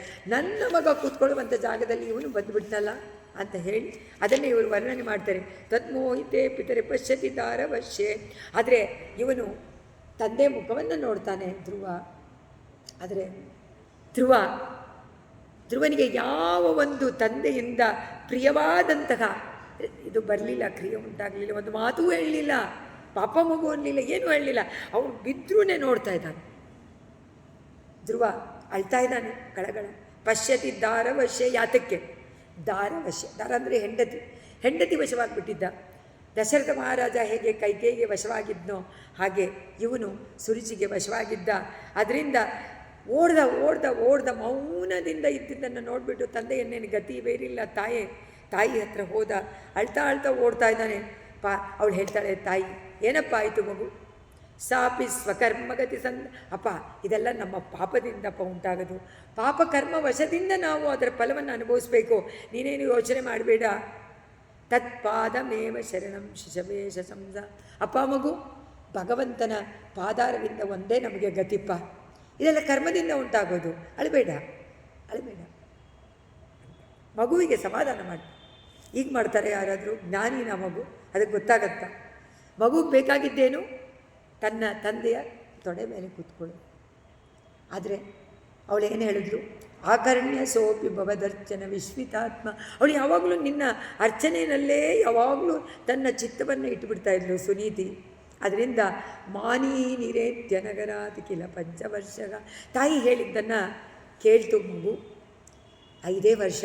ಆದರೆ ಸೀದಾ ಅರಮನೆಯನ್ನು ಬಿಟ್ಟು ಹೋಗ್ಬಿಟ್ಟ ಧ್ರುವ. 5 ವರ್ಷ ಹಾಕಿಲ್ಲ, ಕೇವಲ 5 ವರ್ಷನಾದರೂ ಮಾನೀಸಗ ಮಾನ. ಆ ಉತ್ತರ ಕುಮಾರನ ಮುಂದೆ ನನಗೆ ಅವಮಾನವಾಯಿತಲ್ಲ ಅನ್ನುವಂತಹ ಮಾನದ ಪ್ರಶ್ನೆ ಇಲ್ಲಿ. ಮಗುಗೆ ಬರುತ್ತಾ ಈ ಥರ? ಮಗುಗೇನೆ ಬರೋದು, ಮಗುಗೆ ಬೇರೆ ಏನೂ ಗೊತ್ತಿಲ್ಲ, ಅದಕ್ಕೆ ದ್ವೇಷ ಅದೆಲ್ಲ ಗೊತ್ತಿಲ್ಲ. ಅದಕ್ಕೆ ನೀನು ಅಣ್ಣನಿಗೆ ಕೊಟ್ಟ್ಯಾ ನನಗೂ ಕೊಡು, ಇಲ್ವಾ? ತಮ್ಮನಿಗೆ ಕೊಟ್ಟ್ಯಾ ನನಗೂ ಕೊಡು. ನೀವೇ ನೋಡ್ಬೋದು, ಮನೆಯಲ್ಲಿ 3-4 ಮಕ್ಕಳಿದ್ರೆ ಏನು ಮಾಡ್ತಾರೆ, ಎಲ್ರಿಗೂ ಕೊಡಬೇಕಾಗತ್ತೆ, ಒಬ್ಬರನ್ನು ಬಿಡೋ ಹಾಗಿಲ್ಲ. ಕೊಡದೇ ಇದ್ದರೆ ಓಹೋ ನನಗೆ ಮಾತ್ರ ಕೊಡಲಿಲ್ಲ, ಯಾಕೆ ಕೊಡಲಿಲ್ಲ ಅನ್ನುವಂಥ ಅದು ಬರುತ್ತೆ. ಅದು ಉಂಟಾಗಬಾರ್ದು ಅಂದರೆ ಒಂದೇ ಥರ ನೋಡ್ಕೊಳ್ಬೇಕು ಮಕ್ಕಳನ್ನು.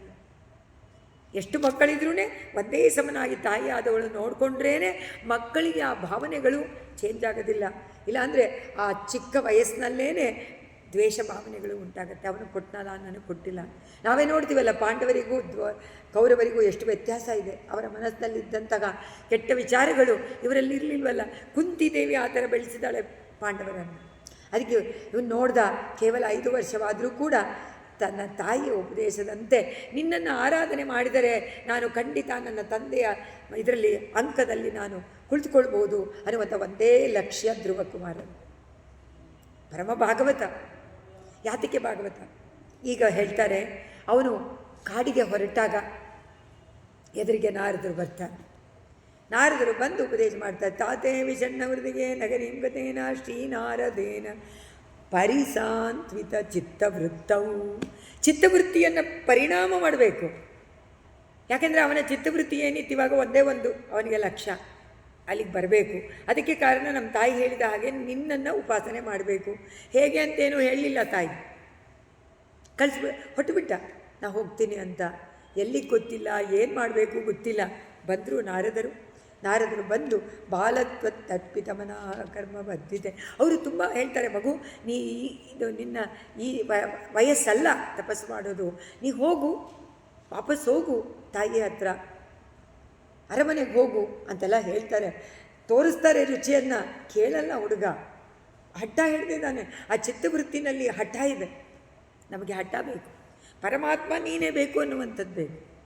ಬೇರೆದರಲ್ಲಿ ಆಸಕ್ತಿ. ನಮ್ಮ ಆಂಡಾಳು ಹೇಳೋ ಹಾಗೆ ಮತ್ತೆ ನಂಗೆ ಕಾಮಂಗಳು ಮಾತು ಅಂತಾಳೆ ಆಂಡಾಳು ದೇವಿ. 30 ಪಾಶುರಗಳಲ್ಲಿ ಕಡೆಯ ಪಾಶುರದಲ್ಲಿ ಏನು ಹೇಳ್ತಾಳೆ, ನಮಗೆ ಕಾಮನೆಗಳಿಗೆ ಏನೇನೋ ಇರುತ್ತೆ ಕೃಷ್ಣ, ಅದು ಬೇಕು ಇದು ಬೇಕು ಅಂದರೆ ಚಿಕ್ಕ ಮಕ್ಕಳು ಅವರು ಎಲ್ಲ 5 ವರ್ಷದ ಗೋಪಿಕೆಯರು.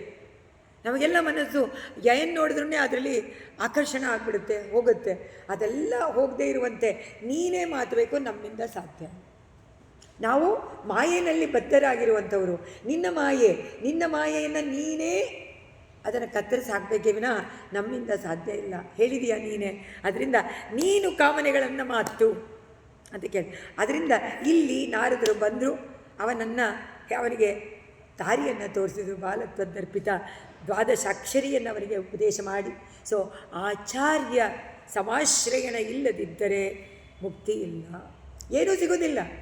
ಇವನಿಗೆ ತಪಸ್ಸು ಮಾಡೋದಕ್ಕೆ ಆಗಿದ್ದೂ ಆಚಾರ್ಯರ ಗುರುಗಳ ಉಪದೇಶ ಮಾತ್ರದಿಂದ. ಅದರಿಂದ ಗುರುವನ್ನು ಮಧ್ಯದಲ್ಲಿ ತಗೊಂಡು ಬಂದಿದ್ದಾರೆ ಈ ಒಂದು ವೃತ್ತಾಂತದಲ್ಲಿ. ನಿನ್ನೆ ಕಠೋರ ತಪಸ್ಸ ಕೆಲ ಪಂಚಮಾತ್ರ 5 ತಿಂಗಳುಗಳಲ್ಲಿ ಪರಮಾತ್ಮನ ಸಾಕ್ಷಾತ್ಕಾರ ಧ್ರುವನಿಗೆ. ತಾವತ್ವಿಬೋಧ ವಿಮಲ್ಯಂ ಪ್ರಣುವಂತಮೇನಂ ಆಭಾಚತ ತ್ವಮವಗಮ್ಯ ತದೀಯ ಭಾವಂ ರಾಜ್ಯಂ ಚಿರಂ ಸಮನುಭೂಯ ಭಜಸ್ಸು ಭೂಯಗ ಸರ್ವೋತ್ತರಂ ಧ್ರುವಪದಂ ವಿನಿವೃತ್ತಿಹೀನ. ಮುಗಿಸ್ಬಿಡ್ತಾರೆ. ನಿನ್ನ ಅನುಗ್ರಹದಿಂದ ಹೇ ಗುರುವಾಯೂರಪ್ಪ, ನೀನು ಅವನಿಗೆ 5 ತಿಂಗಳಿನಲ್ಲಿ ಅವನ ಮುಂದೆ ಬಂದು ನಿಂತ್ಕೊಂಡ್ಬಿಟ್ಟೆ. ಅವನೇನು ಮಾಡ್ದ, 1 ತಿಂಗಳು ಬರೀ ಹಣ್ಣನ್ನು ತಿಂದ, 1 ತಿಂಗಳು ಒಣಗಿದ ಎಲೆಗಳನ್ನು ತಿಂದ, 1 ತಿಂಗಳು 3ನೇ ತಿಂಗಳು ಬರೀ ನೀರನ್ನು ಕುಡ್ದ, 4ನೇ ತಿಂಗಳು ವಾಯು ಭಕ್ಷನಾದ, 5ನೇ ತಿಂಗಳು ಏನೂ ಇಲ್ಲ. ಪರಮಾತ್ಮ ಸಂತುಷ್ಟನಾದ, ಓಡಿ ಬಂದಾಗ ಕಣ್ಣೇ ಬಿಡಲಿಲ್ಲ ಧ್ರುವ. ತನ್ನ ಹೃದಯದಲ್ಲಿ ಒಂದು ನಾರದರು ಹೇಳಿದಂತಹ ರೂಪವನ್ನು ಪ್ರತಿಷ್ಠೆ ಮಾಡ್ಕೊಂಡು ಬಿಟ್ಟಿದ್ದಾನೆ. ಕಣ್ಣು ಮುಚ್ಕೊಂಡ್ಬಿಟ್ಟಿದ್ದಾನೆ, ಒಳಗೆ ಪ್ರವೇಶ ಮಾಡಿದ್ದಾನೆ. ಮಾನಸಿಕವಾಗಿ ಅವನನ್ನೇ ನೋಡ್ತಾ ಇದ್ದಾನೆ. ಎದುರಿಗೆ ಬಂದಿದ್ದು ಗೊತ್ತೇ ಇಲ್ಲ. ಪರಮಾತ್ಮ ನೋಡ್ದ, ಏನು ಕಣ್ಣೇ ತೆಗಿಲಿಲ್ವಲ್ಲ ಧ್ರುವ, ನಾನು ಎದುರುಗಡೆ ಬಂದೆ. ಆಗ ಕಣ್ಣು ಮುಚ್ಚಿಕೊಂಡು ನೋಡ್ತಾನೆ, ಒಳಗಡೆ ನಾನಿದ್ದೀನಿ, ನನ್ನನ್ನು ನೋಡ್ತಾ ಇದ್ದಾನೆ. ಅವನು ಅಲ್ಲಿ ತೋರಿಸ್ದೇ ಇದ್ರೆ ಇಲ್ಲಿ ತೆಗಿತಾನೆ ಅಂತ ಹೇಳಿ ತಕ್ಷಣ ಅಲ್ಲಿ ಅಂತರ್ಗತನಾಗಿ ನೋಡ್ದ. ಎಲ್ಲಿ ಹೊಟ್ಟೋದ ಭಗವಂತ ಅಂತ ಕಣ್ಣು ಬಿಡ್ತಾನೆ. ಎದುರುಗಡೆಯಲ್ಲಿ ನೋಡಿ ಪರಮಾನಂದ. ಆದರೆ ಸ್ತುತಿ ಮಾಡಬೇಕು ಗೊತ್ತಿಲ್ಲ, ವಿದ್ಯೆ ಗೊತ್ತಿಲ್ಲ. ತಾವತ್ ಅದಕ್ಕೆ ಅವ್ರು ಹೇಳ್ತಾರೆ, ತ್ವತ್ಕರ್ಷಣ ಪ್ರಮದ ಭಾರ ತರಂಗಿತಂ ದಗ್ಭ್ಯಾಮಿಮಗ್ನಮಿವ ರೂಪರಸಾಯನಾತೆ ತುಷ್ಟೂಷ್ಯಮಾಣ ಅವಗಮ್ಯ ಕಪೋಲ ದೇಶೆ ಸಂಸ್ಪೃಷ್ಟವಾನ್ ಅಸಿವರೆ ಅಸಿಧರೇಣ ತಮಾದರೇಣ. ಅವನು ಮನಸ್ಸಿನಲ್ಲಿ ಒಂದು ಇದು ಕುತೂಹಲ, ಅಯ್ಯೋ ಇಷ್ಟು ಸುಂದರ ಮೂರ್ತಿ, ಇಷ್ಟು ಸುಂದರವಾಗಿದ್ದಾನೆ, ಒಂದು ಮಾತನ್ನು ಹೇಳಕ್ಕೆ ಬರೋದಿಲ್ವಲ್ಲ ನನಗೆ ಅಂತ ಅವನಿಗೆ ಮನಸ್ಸಿಗೆ ಬಂತು. ತಕ್ಷಣ ಪರಮಾತ್ಮ ತನ್ನ ಕೈನಲ್ಲಿದ್ದ ಶಂಖದಿಂದ ಕಪೋಲಕ್ಕೆ ಸ್ಪರ್ಶ ಮಾಡಿದ. ಆ ಸ್ಪರ್ಶ ಮಾಡಿದ ತಕ್ಷಣ ಆದರದಿಂದ ಅವನಿಗೆ ಬರುತ್ತೆ ಹಾಗೆ ಪ್ರವಾಹವಾಗಿ ಪರಮಾತ್ಮನ ಸ್ತೋತ್ರ ಸ್ತುತಿ ಮಾಡ್ತಾನೆ ಕುಮಾರ, ಚಿಕ್ಕ ಕುಮಾರ. ಅವಾಗ ವಿಬೋಧ ವಿಮಲಂ ಪ್ರಣವಂತಂ ಅಷ್ಟು ವಿಮಲ ಮನಸ್ಸಾಗಿ ನಿನ್ನನ್ನೇ ಸ್ತೋತ್ರ ಮಾಡಿ ಅವನು ನಿನ್ನ ಅನುಗ್ರಹದಿಂದ ರಾಜ್ಯಭಾರವನ್ನು ಮಾಡಿ ಅದನ್ನೆಲ್ಲ ಮುಂದಕ್ಕೆ ಹೇಳ್ತಾರೆ. ಧ್ರುವಕುಮಾರನ ಚರಿತ್ರೆ ಆದರೆ ಅವನಿಗೆ ಬೇಕಾಗಿದ್ದು ಅದು ಮಾತ್ರ. ಅದಾದಮೇಲೆ ಪೃಥು ಚರಿತ್ರೆ, ಪೃಥು ಮಹಾರಾಜನ ಚರಿತ್ರೆ. ಇದು ಪೃಥು ಮಹಾರಾಜನು ಭಗವಂತನ ಅವತಾರವೇ. ಅದರಿಂದ ಶ್ರೀಮದ್ ಭಾಗವತದಲ್ಲಿ ಪರಮಾತ್ಮನ ನಾವೇನೋ ಹೇಳ್ತೀವಿ 10 ಅವತಾರ ಅಂತ, ಮುಖ್ಯ ಅವತಾರ ನಾವು ಹೇಳಿದ್ವಿ. ಮತ್ತೆ ಕೂರ್ಮವರ ನೃಕೇಸರಿ ವಾಮನೋ ಜಮದಗ್ನಿ ಶ್ರೀರಾಮ ಬಲರಾಮ ಕೃಷ್ಣ ಕಲ್ಕಿ ಅಂತ 10ಕ್ಕೆ ಮುಗಿಸ್ಬಿಡ್ತೀವಿ ನಾವು ಎಲ್ಲ ಕಡೆ. ಇಲ್ಲ, ಬಲರಾಮನ ಬದಲು ಧ್ರುವ ಅಂತ ಇಟ್ಕೊಂಡಿದ್ದಾರೆ. ಅದು ಧ್ರುವಾವತಾರವೂ ಇದರಲ್ಲಿ ಉಂಟು. ಯಾಕೆಂದರೆ ಮೋಹವನ್ನು ಉಂಟು ಮಾಡೋಕ್ಕೋಸ್ಕರವಾಗಿ ಧ್ರುವನಾಗಿ ಪರಮಾತ್ಮ ಅವತಾರ ಮಾಡ್ತಾನೆ ಅಂತ 24 ಅವತಾರಗಳಿದೆ. ಹಯಗ್ರೀವ ಅವತಾರ ಎಲ್ಲನೂ ಇದರಲ್ಲಿ ಬರುತ್ತೆ. ಕಪಿಲಾವತಾರ, ಪೃಥು ಅವತಾರ, ಋಷಭದೇವನೂ ಕೂಡ ಭಗವಂತನ ಅವತಾರನೇ. ಪೃಥು ಚಕ್ರವರ್ತಿ ಇದನ್ನು ಎಲ್ಲಿ ಸ್ತವಂ ಜಪಂತಂ ತಮಮೀ ಜಲಾಂತರೇ ಭವಂತಮಾಸೇವಿತ ಆಯುತಂ ಸಮಾಗ. ಪೃಥು ಚಕ್ರವರ್ತಿ ವೇನ ತುಂಬ ದುಷ್ಟ. ಆ ದುಷ್ಟನನ್ನೇ ರಾಜನನ್ನಾಗಿ ಮಾಡಿಬಿಡ್ತಾರೆ. ಏನೂ ಮಾಡೋಕ್ಕಾಗಲ್ಲ. ಇದರಲ್ಲಿ ವಂಶ ಪರಂಪರೆಯನ್ನು ಹೇಳಿದ್ದಾರೆ. ಕಡೆಯದಾಗಿ ಬರೋನು ವೇನ ಬಹಳ ದುಷ್ಟ, ಅಂದರೆ ಅಷ್ಟು ದುಷ್ಟ. ಏನು ಎಲ್ಲವನ್ನೂ ನಿಲ್ಲಿಸ್ಬಿಡ್ತಾ, ಯಾಕೆ ಬೇಡ ಅಂಥೇಳಿ ಹಿರಣ್ಯಕಶಿಪು ಥರಾನೇ ಏನು ಬೇಡ ಅಂತ. ಆದರೆ ಅವನ ತಾಯಿ ಅವಳು ಒಳ್ಳೆಯವಳು, ಆದ್ರೂ ಏನು ಮಾಡೋಕ್ಕಾಗಲ್ಲ. ಮಗನ ಚೇಷ್ಟೆಯನ್ನು ನೋಡಿ ಏನೂ ಮಾಡೋಕ್ಕಾಗದೇ ಇರ್ತಾಳೆ. ಋಷಿಗಳೆಲ್ಲ ಬಂದು ಅವನಿಗೆ ಉಪದೇಶ ಮಾಡ್ತಾರೆ. ಅಪ್ಪ, ನೀನು ರಾಜನಾಗಿದೆಯಾ, ಯಥಾ ರಾಜ ತಥಾ ಪ್ರಜಾ, ನೀನು ಸರಿಯಾಗಿ ರಾಜ್ಯಭಾರ ಮಾಡದಿದ್ದರೆ ಗತಿ ಏನು? ಕೇಳದೇ ಇಲ್ಲ, ನೀವೆಲ್ಲ ಹೋಗಿ ಅಂತಾರೆ. ಏನು ಅವ್ರ ಮಾತನ್ನೇ ಕೇಳೋದಿಲ್ಲ. ಆಗ ಋಷಿಗಳಿಗೆಲ್ಲ ಕೋಪ ಬರುತ್ತೆ, ಅವನನ್ನು ಸಾಯಿಸಿಬಿಡ್ತಾರೆ. ಏನು ಮಾಡೋಕ್ಕಾಗಲ್ಲ, ಕೆಟ್ಟ ರಾಜನ ಇಟ್ಕೊಂಡು ಏನು ಮಾಡೋದು? ಎಲ್ಲ ಅರಾಜಕವಾಯಿತು. ತಕ್ಷಣ ತಾಯಿ ಇದನ್ನು ಶರೀರವನ್ನು ಕಾಪಾಡಿಕೊಳ್ತಾಳೆ. ವೇನನ ಶರೀರವನ್ನು ಹಾಗೆ ಕಾಪಾಡಿ ಅದರಲ್ಲಿ ಇಟ್ಟು ಕಡೆಗೆ ಮಂತ್ರಿಗಳೆಲ್ಲ ಯೋಚನೆ ಮಾಡಿ ರಾಜ ಇಲ್ಲದಿದ್ದರೆ ಆಗೋದಿಲ್ಲ ಅಂಥೇಳಿ ಋಷಿಗಳೆಲ್ಲ ಬಂದು ಮತ್ತೆ ಅವನ ಶರೀರವನ್ನು ಕಡಿತಾರೆ. ಶರೀರವನ್ನು ಕಡಿದಾಗ ಇದನ್ನು ಕಡಿತಾರೆ, ತೊಡೆಯನ್ನು. ಅಲ್ಲಿಂದ ಎಲ್ಲ ಕ್ರೂರ ಎಲ್ಲ ಭೂತಗಣಗಳೆಲ್ಲ ಅಲ್ಲಿಂದ ಬರುತ್ತೆ. ಆಮೇಲೆ ಇದನ್ನು ತೋಳನ್ನು ಕಳೆದಾಗ ಈ ಪೃಥು ಪರಮಾತ್ಮ ತಾನೇನೆ ಅಲ್ಲಿ ಬಂದು ಪೃಥು ಚಕ್ರವರ್ತಿಯಾಗಿ ಅವರೆಲ್ಲ ಬಂದು ನೋಡ್ತಾರೆ, ಇವನನ್ನು ಸ್ತೋತ್ರ ಮಾಡ್ತಾರೆ ಮಹರ್ಷಿಗಳು. ಅವನ ಪೃಥು ಚರಿತ್ರೆಯನ್ನು ಪೂರ್ತಿ ಹೇಳಿಬಿಡ್ತಾರೆ. ಇವನು ಈ ಥರ ರಾಜ್ಯಭಾರ ಮಾಡ್ತಾನೆ, ಎಲ್ಲವನ್ನೂ ತಗೊಳ್ತಾನೆ, ಮಹಾಧರ್ಮಿಷ್ಠನಾಗಿ ಈ ಪೃಥ್ವಿ ಅಂತ ಅದಕ್ಕೆ ಹೆಸರು ಬರುತ್ತೆ ಈ ಪ್ರದೇಶಕ್ಕೆ, ಈ ಒಂದು ಅಂಡಕ್ಕೆ ಅಂತ ಹೇಳಿ ಅದನ್ನೆಲ್ಲ ಇದರಲ್ಲಿ ಸ್ತೋತ್ರ ಮಾಡಿ ಮುಗಿಸ್ತಾರೆ. ಪ್ರಾಚೇತ ಸಾಂತಾವತ್, ಅದರಿಂದ ಅವನಿಗೆ ಪ್ರಾಚೀನ ಬರ್ಹಿಷಿ ಎನ್ನುವಂತಹ ಒಬ್ಬ ಮಗ ಹುಡ್ತಾನೆ. ಅವರ ಅಂತ ಹೇಳಿ ಆ ಪ್ರಾಚೀನ ಬರ್ಹಿಗೆ 10 ಜನ ಪ್ರಾಚೇತಸರು ಮಕ್ಕಳು ಹುಡ್ತಾರೆ. ಆ ಪ್ರಾಚೇತಸರೇನೆ ಗುರುವಾಯೂರಿನಲ್ಲಿ ಇದರಲ್ಲಿ ಬಂದು ಕೊಳದಲ್ಲಿ ಬಂದು ತಪಸ್ಸನ್ನು ಮಾಡಿ ಶಿವ ಬಂದು ಅವರಿಗೆ ಯಾವ ರೀತಿ ಅವನನ್ನು ಉಪಾಸನೆ ಮಾಡಬೇಕು ಅಂತ ನೆನ್ನೆ ಹೇಳಿದ ಕತೆ ಇಲ್ಲಿ ಬರುತ್ತೆ. ಪ್ರಾಚೇತಸ ತಾವತಾಯ್ತ ಅದರಲ್ಲಿ ತವಾ ಭವತ್ತೀರ್ಥಮಿದಂ ಸಮಾಗತೋ ಭವೋ ಭವತ್ ಸೇವಕ ದರ್ಶನಾದೃತಗ ಪ್ರಕಾಶಮಾಸಾದ್ಯ ಪುರಪ್ರಚೇತಸಾಂ ಉಪಾದಿಶತ್ ಭಕ್ತ ತಮಸ್ತವ ಸ್ತವಂ. ಅದರಿಂದ ಹೇ ಗುರುವಾಯೂರಪ್ಪ, ನಿನ್ನ ಸ್ತವವನ್ನು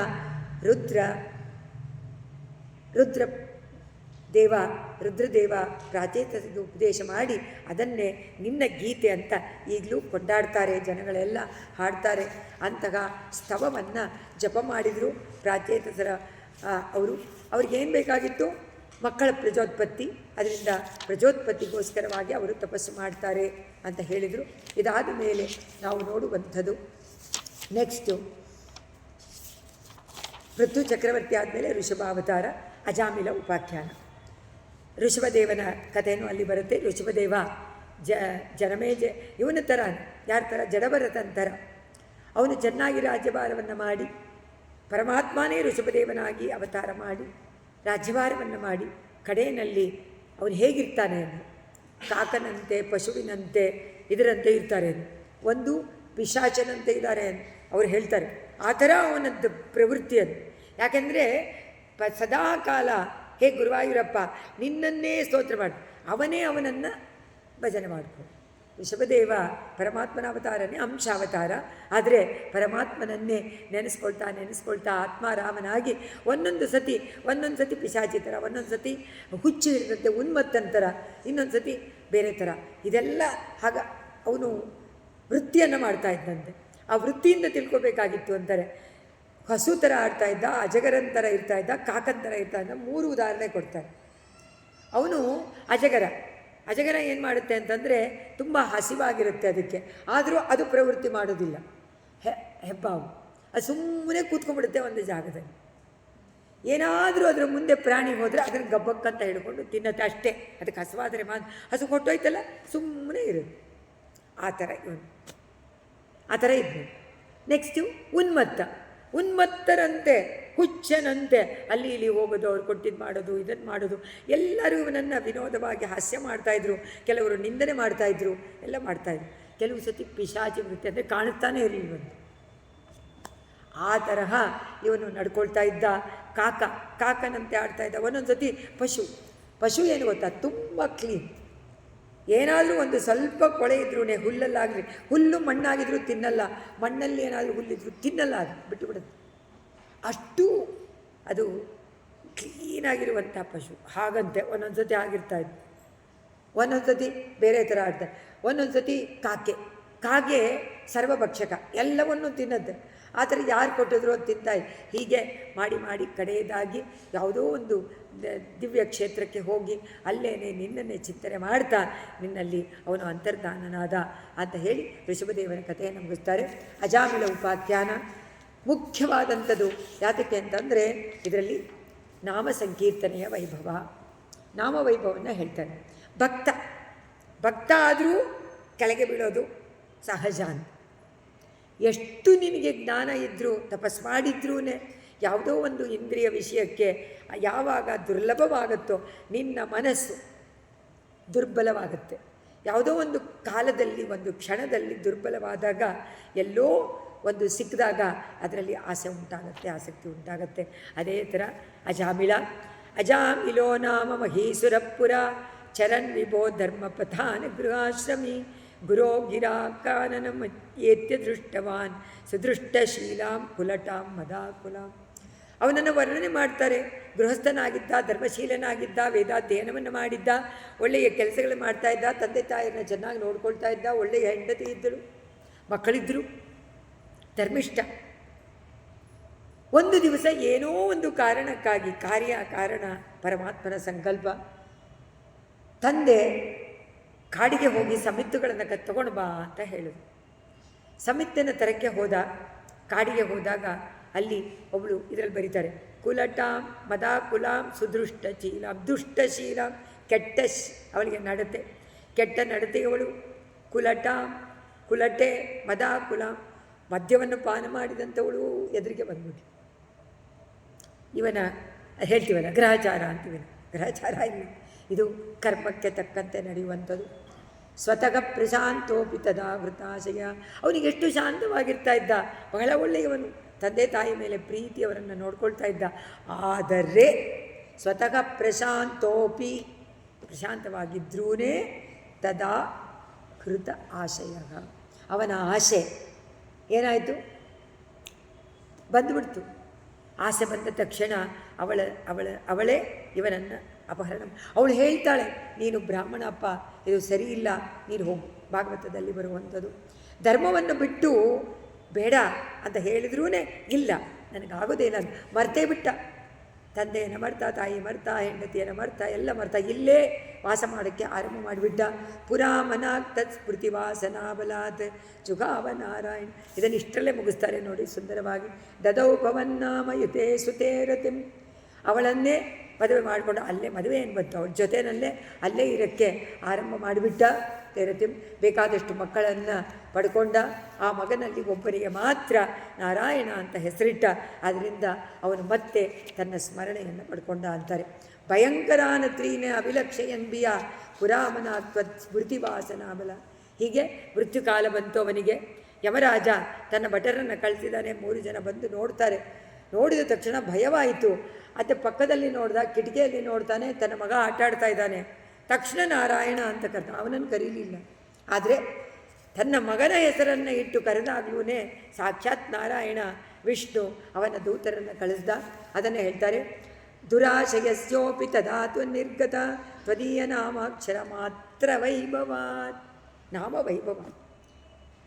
ಪುರಂದರದಾಸರು ಹೇಳಿ, ನೀನ್ಯಾಕೋ ನಿನ್ನ ಹಂಗ್ಯಾಕೋ ನಿನ್ನ ನಾಮದ ಬಲ ಒಂದಿದ್ದರೆ ಸಾಕೋ, ನೀನ್ಯಾಕೋ ನಿನ್ನ. ಇದರಿಂದನೇ ಎಲ್ಲ ನಾಮ ವೈಭವ. ಪರಮಾತ್ಮನ ನಾಮ ಒಂದಿದ್ದರೆ ಸಾಕು. ಕಲಿಯುಗದಲ್ಲಿ ಹರಿನಾಮವನ್ನೆನೆದರೆ ಕುಲಕೋಟಿಗಳು ಉದ್ಧರಿಸುವವೋ ರಂಗ. ಉದ್ಧಾರಕ್ಕೆ ಏನು ಬೇಕು ಅಂತಂದರೂ ಕಲಿಯುಗದಲ್ಲಿ ನಾಮ ಸಂಕೀರ್ತನೆ. ನಾವು ಎಷ್ಟು ಪಾಪಗಳನ್ನು ಮಾಡಿದರೂ ಕೂಡ ಆ ನಾಮ ಸಂಕೀರ್ತನ, ಅವನ ಸ್ಮರಣೆ ನಮ್ಮನ್ನು ರಕ್ಷಣೆ ಮಾಡುತ್ತೆ, ನಮ್ಮನ್ನು ಸಂಸಾರದಿಂದ ಬಿಡಿಸುತ್ತೆ ಅಂತ ಹೇಳ್ತಾರೆ. ಅದನ್ನು ಹೇಳ್ತಾರೆ. ಅಪಿ ತದಾತು ಅನಿರ್ಗತ ತ್ವದೀಯ ನಾಮಾಕ್ಷರ ಮಾತ್ರ ವೈಭವ. ಅದು ಅಕ್ಷರ ಸಂಪೂರ್ಣವಾಗಿ ಬರ್ತೋ ಇಲ್ವೋ. ನಾವೆಲ್ಲ ನಾಣಿ, ನಾಣು ಅಂತೆಲ್ಲ ಕರಿತೀವಿ ನಾರಾಯಣನ ಬಿಟ್ಟು 4 ಅಕ್ಷರವನ್ನು ಅಲ್ವಾ. ಆದರೆ ಮಾಡಬೇಡಿ ಅಂತಾರೆ ಪೆರಿಯಾಳ್ವಾರ್. நம்பி பிம்பி என்ன நாட்டு மானிட பேரிட்டால் நம்பும் பிம்பும் எல்லாம் 4 ನಾಳಿಲ್ ಅಳುಂಗಿಪ್ಪೋಂ. ನೀವೇನಾದರೂ ನಿಮಗೆ ನಾರಾಯಣ ಅಂತಿಟ್ಟು ನಾಣಿ ಅಂತ ಕರೀರಿ. ಏನು ಅರ್ಥ ನಾಣಿ ಅಂದರು? ನಾರಾಯಣ ಅಂದರೆ ಎಲ್ಲ ನಾಮಗಳ ಎಲ್ಲ ಒಂದೊಂದು ಪದವೂ ಅರ್ಥವೂ ಅಲ್ಲಿ ಹೋಗಿ ಸೇರುತ್ತೆ ನಾರಾಯಣನ. ಅನ್ವರ್ಥ ಮಾಡಿಬಿಡ್ಬೋದು. ಆದರೆ ಬೇರೆ ಯಾವ ಪದವನ್ನು ನಾರಾಯಣನಿಗೆ ಅರ್ಥ ಮಾಡೋಕ್ಕಾಗ ಬಂದು ಅಲ್ಲಿ ಸೇರಿಕೊಳ್ಳೋದಿಲ್ಲ ಬೇರೆ ನಾವು. ಅದಕ್ಕೆ ಅವ್ರು ಹೇಳ್ತಾರೆ 4 ಅಕ್ಷರ ಸಾಕು. ಅದನ್ನು ಹೇಳಿದರೆ ಸಾಕು. ಅಕ್ಷರ ಪುರಾ ಅಭಿಪೇತುವು ಭವದೀಯ ಪಾರ್ಶ್ವದಾಗ ಚತುರ್ಭುಜಾಗ ಪೀತಪಟ. ಸುಂದರವಾದ ಅಲಂಕಾರ ಮಾಡಿಕೊಂಡು, ಗುರುವಾಯೂರಪ್ಪ ನಿನ್ನ ಪಾರ್ಶ್ವದರರು 4 ಜನ ಬಂದು ನಿಂತ್ಕೊಂಡ್ಬಿಟ್ರು ಅಲ್ಲಿ. ಇಲ್ಲಿ ನೋಡಿದ್ರೆ ಯಮಭಟ್ರಿದ್ದಾರೆ, ಈ ಕಡೆ ನೋಡಿದ್ರೆ ವಿಷ್ಣು ದೂತರಿದ್ದಾರೆ, ಇಬ್ಬರೂ ಇದ್ದಾರೆ. ಅವರು ಪೀತಾಂಬರಧಾರಿಗಳು. ಇವರೆಲ್ಲ ಇದೆಲ್ಲ ಬಿಟ್ಕೊಂಡು ಕೋರೆ ಹಲ್ಲು ತೋರಿಸ್ಕೊಂಡು ಕ್ರೂರವಾಗಿ ಪಾಶವನ್ನು ಇಟ್ಕೊಂಡು ಕೈನಲ್ಲಿ ನಿಂತಿದ್ದಾರೆ. ಆ ಕಡೆ ವಿಷ್ಣು ದೂತರಿದ್ದಾರೆ. ಹೇಳ್ತಾರೆ, ಅಮುಂಚ ಸಂಪಾದ್ಯ ವಿಕರ್ಷತೋಪಟಾನ್ ವಿಮುಂಚತೆ ತೆರದು ಭೂಬಲಾತಮಿ. ಅವರು ಬಲಾತ್ಕಾರವಾಗಿ ವಿಷ್ಣು ದೂತರು ಅವನನ್ನು ನೋಡಕ್ಕೆ ಹೋಗ್ತಾರೆ. ಇವರು ಸ್ವಾಮಿ ನಿಲ್ಲಿ ಅಂತ ಹೇಳಿ ಪಾಶವನ್ನು ಹಾಕಿ ಇವನು ಎಳೆಯಕ್ಕೆ ಹೋಗ್ತಾನೆ. ಇಬ್ಬರಿಗೂ ಸಂಭಾಷಣೆ ಆಗುತ್ತೆ. ವಿಷ್ಣು ಪುರಾಣದಲ್ಲಿ ಇದನ್ನು ಬಹಳ ಸುಂದರವಾಗಿ ವರ್ಣನೆ ಮಾಡಿದ್ದಾರೆ. ತುಂಬ ಚೆನ್ನಾಗಿದೆ ಅವರ ಸಂಭಾಷಣೆ. ಅಂತೂ ಅದನ್ನೇ ಮಾಡ್ಬೋದು ಉಪನ್ಯಾಸ. ಅವರ ಸಂಭಾಷಣೆ ಅದರಲ್ಲಿ ಎಷ್ಟು ವೇದಾಂತ ಅರ್ಥಗಳನ್ನೆಲ್ಲ. ಭವಂತು ಪಾಪಾನಿ ಕತಂತು ನಿಷ್ಕೃತೆ ಕೃತೆ ಪಿಬೋ ದಂಡನಮಾಸ್ತಿ ಪಂಡಿತಾಗ. ಪಂಡಿತರೇ ಅಂತ ಕರೀತಾರೆ ಇವರು ಯಮಭಟ್ರು. ಅಲ್ಲಪ್ಪ ಇವನು ಪಾಪ ಮಾಡಿದಾನೆ, ಇವನು ನೀವು ಯಾಕೆ ಬಂದಿದ್ದೀರಾ ಇಲ್ಲಿ? ನಮಗೆ ತಾನೇ, ನಾವು ತಾನೇ ಕರ್ಕೊಂಡು ಹೋಗ್ಬೇಕು ಇವನನ್ನು. ನಾವು ಕರ್ಕೊಂಡು ಹೋಗ್ತೀವಿ, ನೀವು ಯಾಕೆ ಬಂದ್ರಿ? ದಂಡನಮ ಅಸ್ತಿ, ಇವನಿಗೆ ದಂಡನೆ ಕೊಡಲೇಬೇಕು. ನಾನು ನಿಷ್ಕೃತಿ ಕಿಂ ವಿದಿತಾಪವಾತೃಷ ಇತಿ ಪ್ರಭೋತ್ವತ್ ಪುರುಷ ಭಾಷಿದೆ. ಅದರಿಂದ ಅಪ್ಪ ಯಮಭಟ್ಟರನ್ನು ಕೇಳಿದ್ರು ಇವರು ವಿಷ್ಣುದೂತರು. ಅಲ್ಲ ಪಾಪ ಮಾಡಿದಾನೆ ಅಂತೀರಾ, ದಂಡನೆ ಅಂತೀರಾ, ಇದೇನಾದರೂ ಉಂಟಾ ಅಂತ ಕೇಳ್ತಾರೆ ವಿಷ್ಣು. ಯಾಕಂದರೆ ನಾರಾಯಣ ಅಂತ ಹೇಳಿದ ಮೇಲೆ ಪಾಪ ಎಲ್ಲಿ ಬಂತು, ದಂಡನೆ ಎಲ್ಲಿ ಬಂತು ಗೊತ್ತಿಲ್ವಾ ನಿಮಗೆ ಅಂತ ಕೇಳಿದಾಗ ನಿನ್ನವರು ಯಮಭಟ್ರನ್ನು ಆ ಥರ ಕೇಳಿದ್ರು. ಗುರುವಾಯೂರಪ್ಪ. ಆಗ ಅವ್ರು ಹೇಳ್ತಾರೆ, ಶ್ರುತಿ ಸ್ಮೃತಿಭ್ಯಾಂ ವಿಹಿತಾ ವ್ರತಾದಯಗ ಪುನಂತಿ ಪಾಪಂ ನ ಲುನಂತಿ ವಾಸನ ಅನಂತ ಸೇವಾತು ನಿಕೃಂತದ್ವಿದ್ವಯಂ ಇತಿ ಪ್ರಭೋ ತತ್ಪುರುಷಾಪವಾಚಿದೆ. ಅವ್ರು ಹೇಳಿದರು, ಶ್ರುತಿ ಸ್ಮೃತಿಗಳಲ್ಲಿ ಎಲ್ಲ ಹೇಳಿದೆಪ್ಪ, ಅದು ವಿಧಿಸಲ್ಪಟ್ಟಂತಹ ವ್ರತಾದಿಗಳನ್ನು ಮಾಡಿದರೆ ಪಾಪಗಳನ್ನು ತೊಳ್ಕೊಬೋದು. ಆದರೆ ವಾಸನಾಂನಲ್ಲೂ ನಂತಿ, ವಾಸನೆಗಳನ್ನು ತೊಳೆದಾಕಕ್ಕಾಗಲ್ವಲ್ಲ, ವಾಸನೆ ಇದ್ದೇ ಇದೆಯಲ್ಲ, ಏನು ಮಾಡೋದು? ಅದರಿಂದ ಅನಂತ ಸೇವಾತು ದ್ವಯಿ ನಿಗೃಂಥತಿ, ಎರಡೂ ನಾಶವಾಗುತ್ತೆ. ಗುರುವಾಯೂರಪ್ಪನನ್ನು ಸೇವೆ ಮಾಡಿದರೆ ಎರಡೂ ನಾಶವಾಗುತ್ತೆ, ವಾಸನೆಯೂ ಹೋಗುತ್ತೆ, ಪಾಪಗಳು ಹೋಗುತ್ತೆ. ಇತಿ ಪ್ರಭೋ ತ್ವತ್ ಪುರುಷಾಪವಾಸಿನಿ. ಆಗ ಪ್ರಭು ನಿನ್ನ ಬಂದಿದ್ರಲ್ಲ ಪಾರ್ಶ್ವಧರರು ವಿಷ್ಣುದೂತರು, ಅವರು ಅವನಿಗೆ ಹೇಳಿದ್ರು, ಎಲ್ಲ ಹೊಟ್ಟೋಗತ್ತಪ್ಪ, ಒಂದು ಸತಿ ಪರಮಾತ್ಮನನ್ನು ನೆನೆಸ್ಕೊಂಡ್ರೆ ಸಾಕು, ಎರಡೂ ಹೋಗುತ್ತೆ ಅಂದು. ಅನೇನ ಭೋಜನ್ಮ ಸಹಸ್ರ ಕೋಟಿಭಿ ಕೃತೇಶು ಪಾಪೇಶು ಅಪಿ ನಿಷ್ಕೃತಿ ಕೃತ ಯದಗ್ರಹೀತ್ ನಾಮ ಭಯ ಕುಲೋಹರೆಗೆ ಇತಿ ಪ್ರಭೋ ತ್ವತ್ ಪುರುಷಾಪವಾಸಿನಿ ಅಂತ ಹೇಳಿ ವಿಷ್ಣುದೂತರು ಅವರನ್ನೆಲ್ಲ ಪ್ರಶ್ನೆ ಮಾಡ್ತಾರೆ. ಆದರೆ ಯಮಭಟ್ಟರು ಬಿಡೋದಿಲ್ಲ, ನಾವು ಕರ್ಕೊಂಡೇ ಹೋಗ್ತೀವಿ ಅಂತಾರೆ. ಆಮೇಲೆ ಈಗ ಆಗೋದಿಲ್ಲ, ಋಣಾಮ ಬುದ್ಧ್ಯಾಪಿ ಮುಕುಂದ ಕೀರ್ತನಂ, ಮುಕುಂದನ ಕೀರ್ತನೆಯನ್ನು ಮಾಡಿ ಯಾವ ಮನುಷ್ಯ ಎಷ್ಟು ಅಗೌಘಾನ್ ಪಾಪದ ಸಮುದ್ರ ಅವನಲ್ಲಿರ್ಬೋದು, ಆದರೆ ಅದನ್ನೂ ಕೂಡ ದಾಟಿಸಿಬಿಡ್ತಾನೆ ಮಹಾಮಹಿಮನಾದ ಭಗವಂತ. ತಾದೃಶಗ ಯಥಾ ಅಗ್ನಿವಿಧಾಂಸಿ ಯಥಾ ಔಷಧಂ.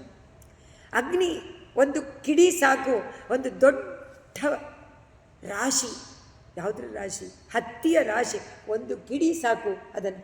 ಹಾಗೆ ಪಾಪ ಎನ್ನುವಂತಹ ದೊಡ್ಡ ಮೂಟೆ, ಹತ್ತಿಯ ಮೂಟೆ, ಅದಕ್ಕೆ ನಾರಾಯಣ ಎನ್ನುವಂಥ ಅದರಲ್ಲಿ ಒಂದು ಅಕ್ಷರ ಸಾಕು ಅದನ್ನು ಭಸ್ಮ ಮಾಡೋದಕ್ಕೆ. ಆಂಡಾಳು ಹೇಳ್ತಾಳೆ ಏನಂತ ಹೇಳ್ತಾಳೆ, ಮಾಯನಯವನ್ನು ಪಾಶುರದ ಹೇಳ್ತಾಳೆ, ಬಾಯಿನಾಲ್ ಪಾಡಿ ಮನತ್ತಿನಾಳ್ ಚಿಂದಿಕ್ಕ ಪೋಯಪ್ಪಳಿயும் ಪುಗದರುವ ನಿನ್ನನವಂ ತೀಯಿನಿಲ್ ತೂಷಾಗು. ತೀ ಅಂದರೆ ಬೆಂಕಿ, ತೂಷ ಅಂದರೆ ಬೂದಿ. ಬಾಯಿನಾಲ್ ಪಾಡಿ, ಬಾಯಿನಲ್ಲಿ ಹೇಳಿ, ಕೈಯಿನಿಂದ ಒಂದು ಸುಂದರವಾದ ಒಂದು ಶುದ್ಧ ಪುಷ್ಪವನ್ನು ನಿನಗೆ ಸಮರ್ಪಣೆ ಮಾಡಿ, ಅದು ಕಾಯ, ವಾಚ ನಿನ್ನ ನಾಮ, ಮನಸ ನಿನ್ನ ಸ್ಮರಣೆ ಮಾಡಿದರೆ ಸಾಕು, ಎಲ್ಲ ಪಾಪಗಳು ನಾಶವಾಗುತ್ತೆ. ಅಂದರೆ ಇದರಲ್ಲಿ ಹೇಳ್ತಾರೆ, ನಾರಾಯಣ ಅಕ್ಷರಾನೇ ಸಾಕಪ್ಪ, ಬೇರೆ ಬೇಡ ಅಂದರು.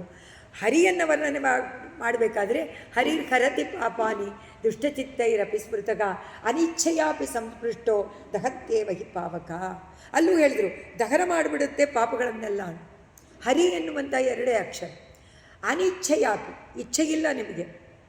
ಯಾರೋ ಒಬ್ಬ ಬರ್ತಾನೆ ಮೆಕ್ಯಾನಿಕ್ಕು, ಅವನನ್ನು ಕರೆದಿದ್ದೀರಾ, ನಿಮಗೆ ಗೊತ್ತೇ ಇಲ್ಲ, ನಿಮಗೆ ದೇವರೇ ಕಂಡ್ರಾಗಲ್ಲ, ನಾಸ್ತಿಕ. ಆದರೆ ಅವನ ಹೆಸರು ಹರಿ.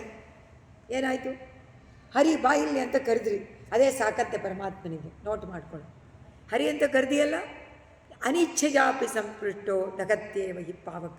ಎಲ್ಲ ಪಾಪಗಳನ್ನು ಸಂಪೂರ್ಣವಾಗಿ ಸುಟ್ಟು ಬೂದಿ ಮಾಡುವಂಥ ಶಕ್ತಿ ಎರಡಕ್ಷರದಲ್ಲಿ, ಇನ್ನು ನಾಲ್ಕಕ್ಷರದ ನಾರಾಯಣನಿಗಿಲ್ವಾ ಅಂತ ಹೇಳಿ, ಇತಿ ಈ ರೀತಿ ಸ್ವಕಿಂಕರಗ ಅವೇದನ ಶಂಕಿತೋ ಯಮಗ.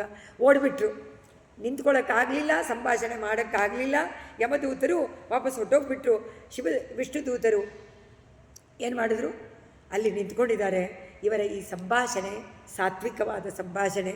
ಇದನ್ನು ಕೇಳಿದಾಗ ಅವನಿಗೆ ಜ್ಞಾಪಕಕ್ಕೆ ಬಂತು, ತನ್ನ ಹಿಂದಿನ ಏನು ತಪ್ಪು ಮಾಡಿದೆ ಅನ್ನೋದು ಜ್ಞಾಪಕಕ್ಕೆ ಬಂತು ಅಜಾಮಿಳನಿಗೆ. ಅಜಾಮಿಳ ನೋಡ್ದ, ನಾನು ಎಂತಹ ತಪ್ಪು ಕಾರ್ಯವನ್ನು ಮಾಡಿದೆ, ಎಷ್ಟೊಂದು ನನಗೆ ಪಾಠವಾಗಿತ್ತು, ಜ್ಞಾನ ಇತ್ತು, ಆ ಭಗವಂತನ ಕೈಂಕರ್ಯವನ್ನು ಮಾಡ್ತಾ ಇದ್ದೆ, ನಿತ್ಯ ನೈಮಿತ್ತಿಕ ಕಾರ್ಯವನ್ನು ಮಾಡ್ತಾ ಇದ್ದೆ, ಪಿತೃಗಳನ್ನು ನೋಡ್ಕೊಳ್ತಿ, ಎಲ್ಲ ಬಿಟ್ಟುಬಿಟ್ನಲ್ಲ ಅಂತ ಅವನು ಅನುತಾಪ ಉಂಟಾಯಿತು, ಪಶ್ಚಾತ್ತಾಪ ಪಟ್ಟ.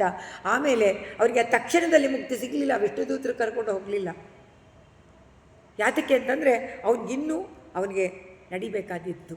ಅದರಿಂದ ಯಾವಾಗ ಪಾಪಗಳು ಹೋಯ್ತೋ ಅವರು ಪಶ್ಚಾತ್ತಾಪ ಪಟ್ಟು ಅದಕ್ಕೆ ಬೇಕಾದಂತಹ ಕ್ರಿಯೆಗಳನ್ನು ಮಾಡಿ ನದಿ ತೀರಕ್ಕೆ ಹೋಗಿ, ಗಂಗಾ ನದಿ ತೀರದಲ್ಲಿ ಅಲ್ಲಿ ವಾಸ ಮಾಡಿ, ಅಲ್ಲಿ ಅವನು ಪ್ರಾಯಶ್ಚಿತ್ತವನ್ನು ಮಾಡಿಕೊಂಡು ಆಮೇಲೆ ಅವನು ಹೋದ ಅಂತ ಹೇಳ್ತಾರೆ. ಅಜಾಮಿಳ ಅವನು ತಪ್ಪಿಸಿಕೊಂಡ ನಾರಾಯಣ 4 ಅಕ್ಷರದಿಂದ, ಆ ಒಂದು ಇದರಿಂದ ಕಷ್ಟದಿಂದ ತಪ್ಪಿಸಿಕೊಂಡಂತಹ ನಾಮವೈಭವವನ್ನು ಸ್ವಕಿಂಕರಾವಧೇನ ಅಂತ ಹೇಳಿ ಇದನ್ನು ಮುಗಿಸ್ತಾರೆ. ಸ್ವಕೀಯ ಭೃತ್ಯಾನ್ ಅಶಿಶಿಕ್ಷ ತುಚ್ಛಕೈ. ಯಮಭಟ್ರೆಲ್ಲ ಓಡೋಗ್ಬಿಟ್ಟು ಯಮ ಕೇಳ್ದ, ಯಾಕಪ್ಪ ಕರ್ಕೊಂಡು ಬಂದಿಲ್ಲ, ಇವತ್ತು ಕರ್ಕೊಂಡು ಬರಬೇಕಾಗಿ. ಇಲ್ಲ, ಅವರು ಬಂದಿದ್ದರು, ಕರ್ಕೊಂಡು ಹೋಗ್ಬಿಟ್ರು. ಓ ಹೌದು, ಕರೆಕ್ಟು. ಯಾತಕ್ಕೆ? ನೀನು ಪ್ರಭು ಅಲ್ಲವಾ, ನಾವು ಹೇಳಿದ್ವಿ ಪ್ರಭುವಿನ ಆಜ್ಞೆ, ಅದಕ್ಕೆ ಕರ್ಕೊಂಡು ಹೋಗ್ತೀಯ. ಯಾವ ಊರು ಪ್ರಭು, ನಾವಿಲ್ಲಿ ಬಂದಿದ್ದೀವಿ ಅಂತ ಹೇಳಿಬಿಟ್ರು. ಯಾಕೆ ನೀನು ಎಲ್ಲರಿಗೂ ಪ್ರಭು ಅಲ್ಲವಾ ಅಂತ ಕೇಳಿದ್ರು. ಅವಾಗ ಯಮ ಹೇಳ್ತಾನೆ, ನಾನು ಪ್ರಭು ಅಲ್ಲ, ನಾನು ಯಾರು ಪರಮಾತ್ಮನನ್ನು ನೆನೆಸ್ಕೊಳ್ಳೋದಿಲ್ವೋ, ಭಕ್ತಿ ಇಲ್ವೋ ಅಂಥವರಿಗೆ ನಾನು ಪ್ರಭು. ಯಾರು ನಾರಾಯಣ ಭಕ್ತರೋ ವಿಷ್ಣುವಿನ ಭಕ್ತರೋ ಅವರಿಗೆಲ್ಲ ನಾನು ಪ್ರಭು ಅಲ್ಲ ಅಂತ ಅವರ ಕಿವಿಯಲ್ಲಿ ಕರೆದು ಹೇಳ್ತಾನೆ. ವಿಷ್ಣು ಪುರಾಣದಲ್ಲಿ ಹೇಳ್ತಾರೆ, ಅವರನ್ನು ಕರೆದಂತೆ ವೃತ್ತರನ್ನು, ಬನ್ನಿ ಇಲ್ಲಿ, ಜೋರಾಗಿ ಹೇಳಲ್ಲ. ಯಾಕೆ?